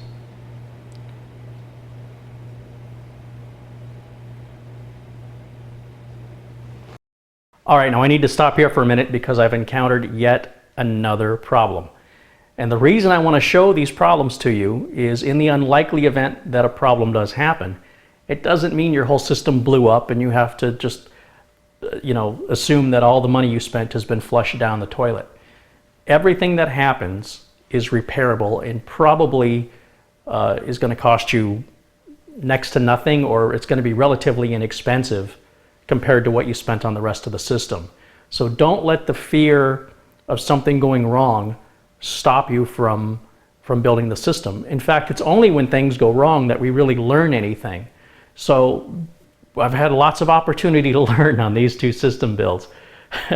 And yet here's another new opportunity for me to expand my knowledge with this particular case. Because what's happening is I've got everything plugged in and the system will not turn on. Now initially, when I first went to turn the computer on, I said that it wasn't recognizing the CPU and we had to update the BIOS. But even then the system would power on, the fans would spin. But I wasn't powering it on with this button because this button isn't working. So how do you diagnose that? Well, the reset switch and the power switch are both switches. So if you plug the reset switch where the power plug goes and you plug the power plug where the reset switch goes on the motherboard, then the switches will work accordingly. In other words, by hooking up the reset switch to the power connector, I can then use the reset button as a test to see if the problem is with the motherboard or with the switch or with the wiring, etc., etc. So one of the ways I can check if it's the wiring is to simply pull the switch out and short it out with a screwdriver. And if the signal sends, goes all the way through the wires and turns the motherboard on, the wires are good, it's the switch that's bad.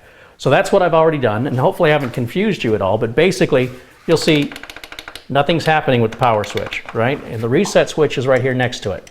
And they're currently hooked up the way they're supposed to be, which means there's no way for me to turn the system on unless there's a little tiny power switch lit up here on the motherboard, which I've been using to turn the switch, to turn the motherboard on and off, using this little on-off switch.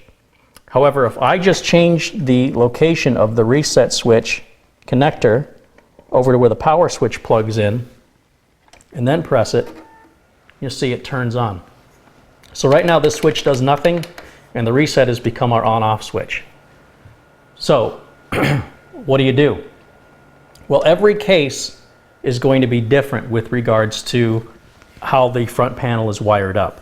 This is custom designed for this case. So I'm going to give you an opportunity here to see how this all comes apart. So we're going to start, first of all, by just removing the door. So I've learned how to do this without breaking it. Just open one side or the other. Go ahead and remove one corner and then don't pop it off the other corner, just lift it up in a way. And that pulls the door off without breaking any hinges. Now, I want to unplug this before we start working on it. So let's just go ahead and take the 2 plugs out of it that I had in there. And we need to remove this front face, but on this 550D Corsair Obsidian case, in order to do that, you've got to remove the 2 rubber feet that are up here on the front. So let's see if I can lay this down and show you. Let's see if we set it this way. Maybe like that. You see these rubber feet down here? There's 3 screws that hold each foot in, and you can see the foot is actually connected. It's connecting this front bezel to the body of the case, and that's why we have to remove the feet. So I've got my cordless screwdriver here, and we'll just take out the 3 screws from the foot on top here. And we'll set that one down. And we'll take out 3 screws from the other foot. Okay, so there's the feed off. Now, you'll see there's a little groove down in here, and if you pop that away, then the whole front will come right off. So let me lift this back up so you can see better what I'm doing. There we go. And then this whole front should just pull straight off. You want to be careful not to break these pins that are up here, so you're going to have to kind of take it out on an angle, and then we'll set that aside. Now remember, this is a procedure that's unique for this specific case.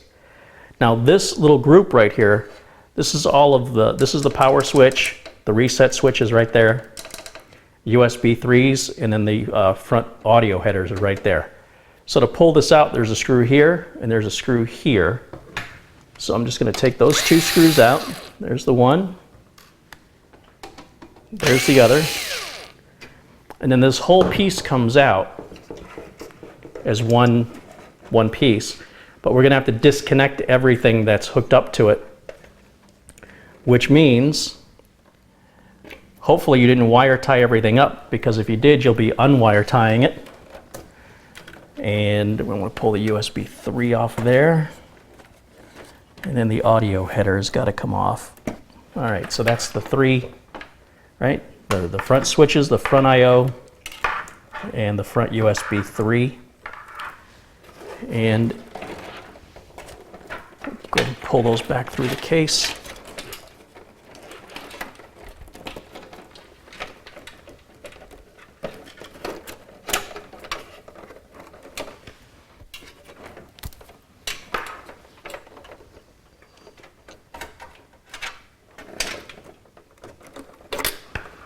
All right, and then this will just slide straight out.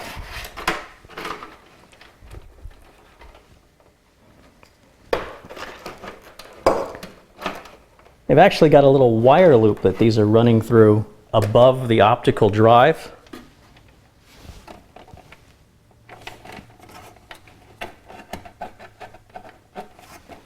And although it would be easier if I pulled the optical drive, I don't think I have to. It's just a little, there's a little wiring loop right up here.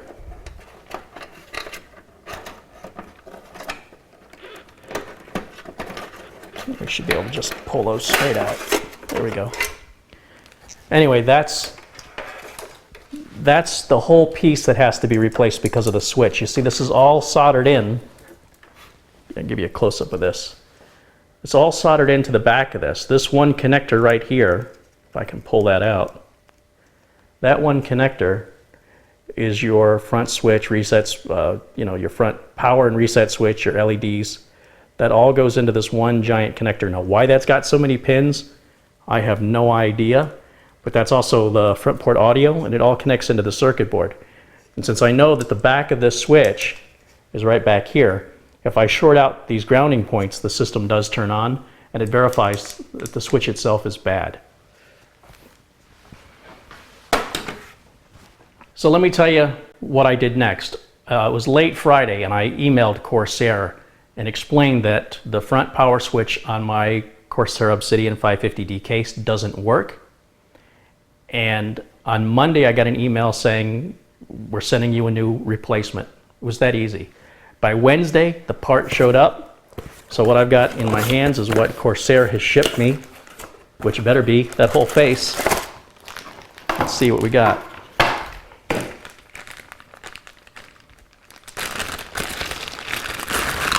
Yeah, there it is.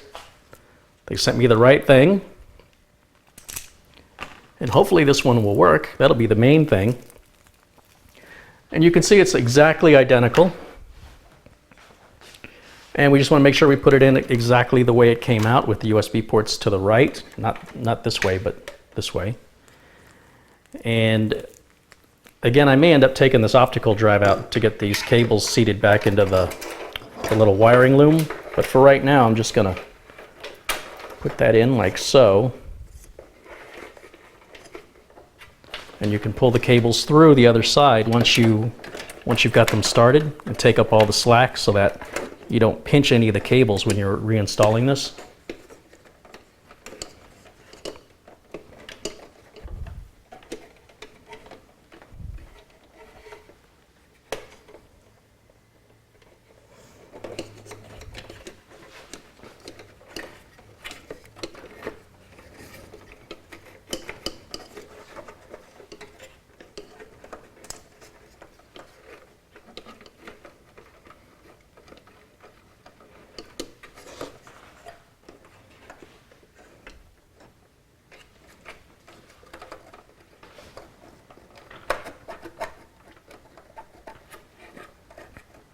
So right about there looks right. So I'm going to go ahead and put these 2 screws back in.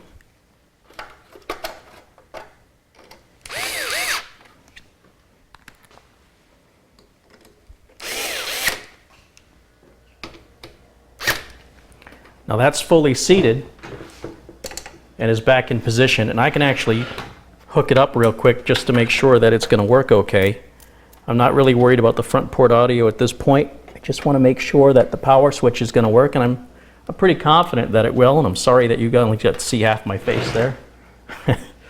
But let me just grab the power switch here real quick, and we'll plug that on.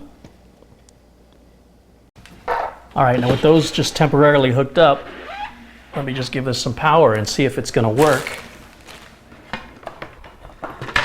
Because I don't want to put it all back together and then try it and then find out something's still not right. So we're just going to stop right here momentarily. It's pretty unusual. I've never seen this problem on a brand new case before. But again, this is one of the benefits you get when you buy a name brand case. It's talking about getting that good support. Now it's turning on like it's supposed to. So it was definitely diagnosed correctly as a bad switch. Okay, now putting it back together is the exact opposite of how we took it apart. We start with the front bezel. And remember, we've got to get the top of this in on an angle first. And basically just want to make sure that you're clearing the hinges. And then it should just kind of recess back. And you should be able to pop it into place once it's lined up with the holes correctly. See, there were 6 of those, or you could at least hear that. See, everything looks correct there. And we can put the little rubber feet back on, which, unplug that so I can move the case around. Bring this down so you can see what I'm doing. Now you notice, if you look closely at the bottom of the foot itself, 2 screws are shorter than 1 screw is longer. The one that's longer goes into the case, the 2 short ones go into the front bezel. So when you line this up with the front bezel, make sure you line up the 2 shorter screws, because you don't want to drill into that plastic with the longer screw and break it.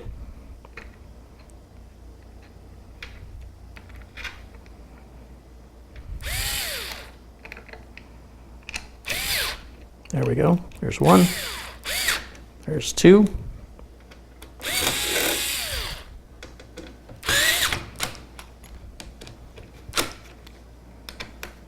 Okay, that's our first foot in place. And go back and do the other foot right here.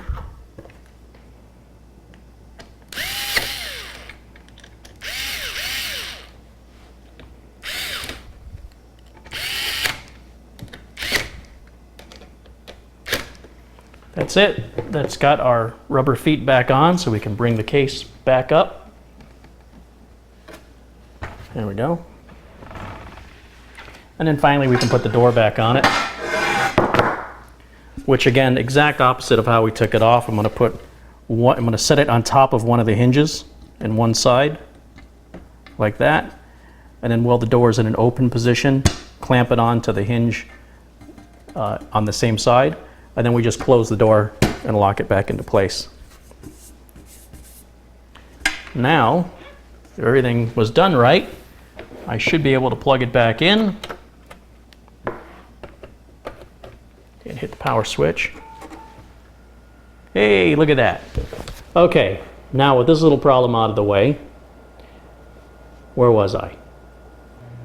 Ah yes, I can turn it on and set the date and time in the BIOS, and then I'm going to go ahead and start the Windows installation.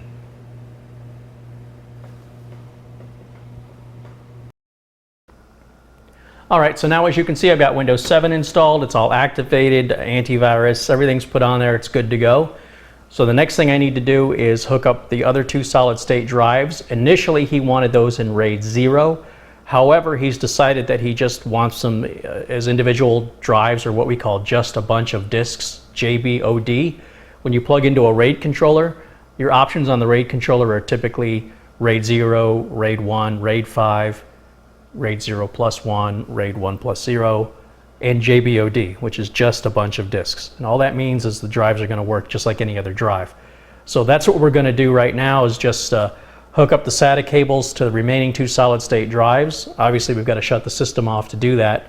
And the reason why my screen's so dark is because the camera's filming the light off of the monitor, which tricks the camera into thinking there's a lot more light. So that's why I'm so dark right now. So what I'm going to do is hook up the last two SATA connectors on the drives, and those are going to go onto the SATA ports 1 and 2 of the Marvel controller on this board, which is the bottom white connector. And am I in there? I'm in there. Okay. See myself. So I want to do that right now, and then I'm going to go ahead and tie up all the wiring and make it look nice and neat, and then I'll come right back. All right, so I've got the cabling all tied up back here. Actually, it was pretty easy to cable up. And if we turn it around, you can see what it looks like here on this side. Nice and clean in there. And pretty darn good, if I don't say so myself. We've got our 3 solid-state drives in there. Wireless card is in there. Everything looks to be good to go. I don't think I'm forgetting anything. So we can go ahead and put the back covers back on. I'm going to start with the side that's got the cabling here. Let me just turn that around so you can see it. And let me just grab one of the panels. And the panel goes in with the grooves first. Just get that little bit of dust off of there. Put that little side panel in there. The grooves go in first, and then the whole panel just kind of goes up and then closes if nothing's in its way. It should just snap right into position, and it does. And again, I'm going to have to remove these antennae before I box it up, because I know those antennae will break in shipping, just getting it back in the box. Now let me just turn it this way, and we'll do the other side panel here. This, of course, is the side panel that has the place for optional fans to go. It's got this little cutout, and you can install fans.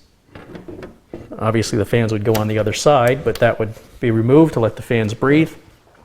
Same thing, we're going to put the bottom grooves in their slots, and then it should just close right up. Now, before I box this up, I'm going to turn it on one more time, make sure everything looks good, it's all working properly. And once it passes that final test, then I can box it up and get ready to deliver it to the customer. All right, well, finally, this build series is completed. I've got my handcrafted by badge put right up there. I've got the sticker that it was built. This one is November 2013. I'm going to remove these antennae from the back before we box it up. Let's go ahead and take these off so they don't break off.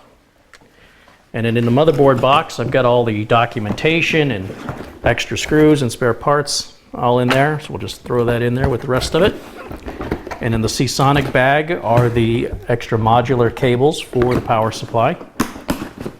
So that will go with the system. And then in the box, we're just going to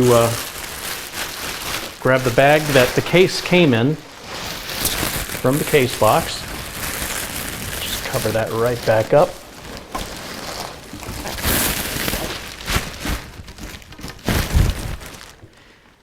And we'll grab a styrofoam piece. This one says top, and it's got an arrow pointing forward. That tells me that that's the front and the top, like so.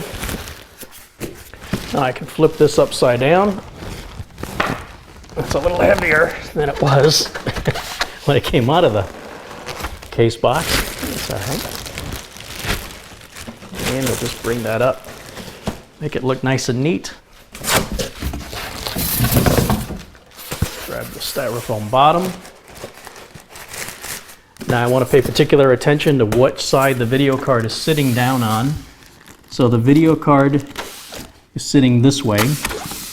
So I want to make sure that the side, this side here, faces up.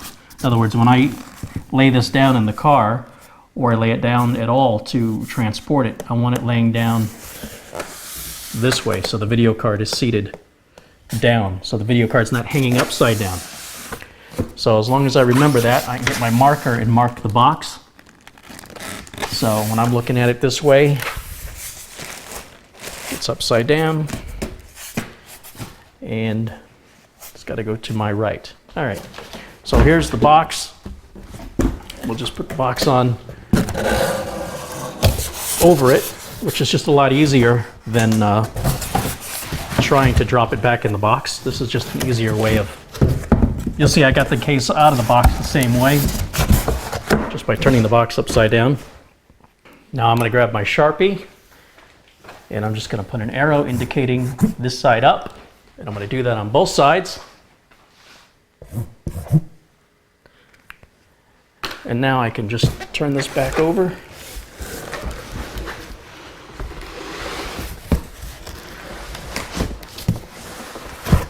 And close the lids down. Tape it up, and it's ready to go out to the customer. Just like that. So finally, the series comes to an end. I do hope you enjoyed it. We've had some laughs and some tears along the way.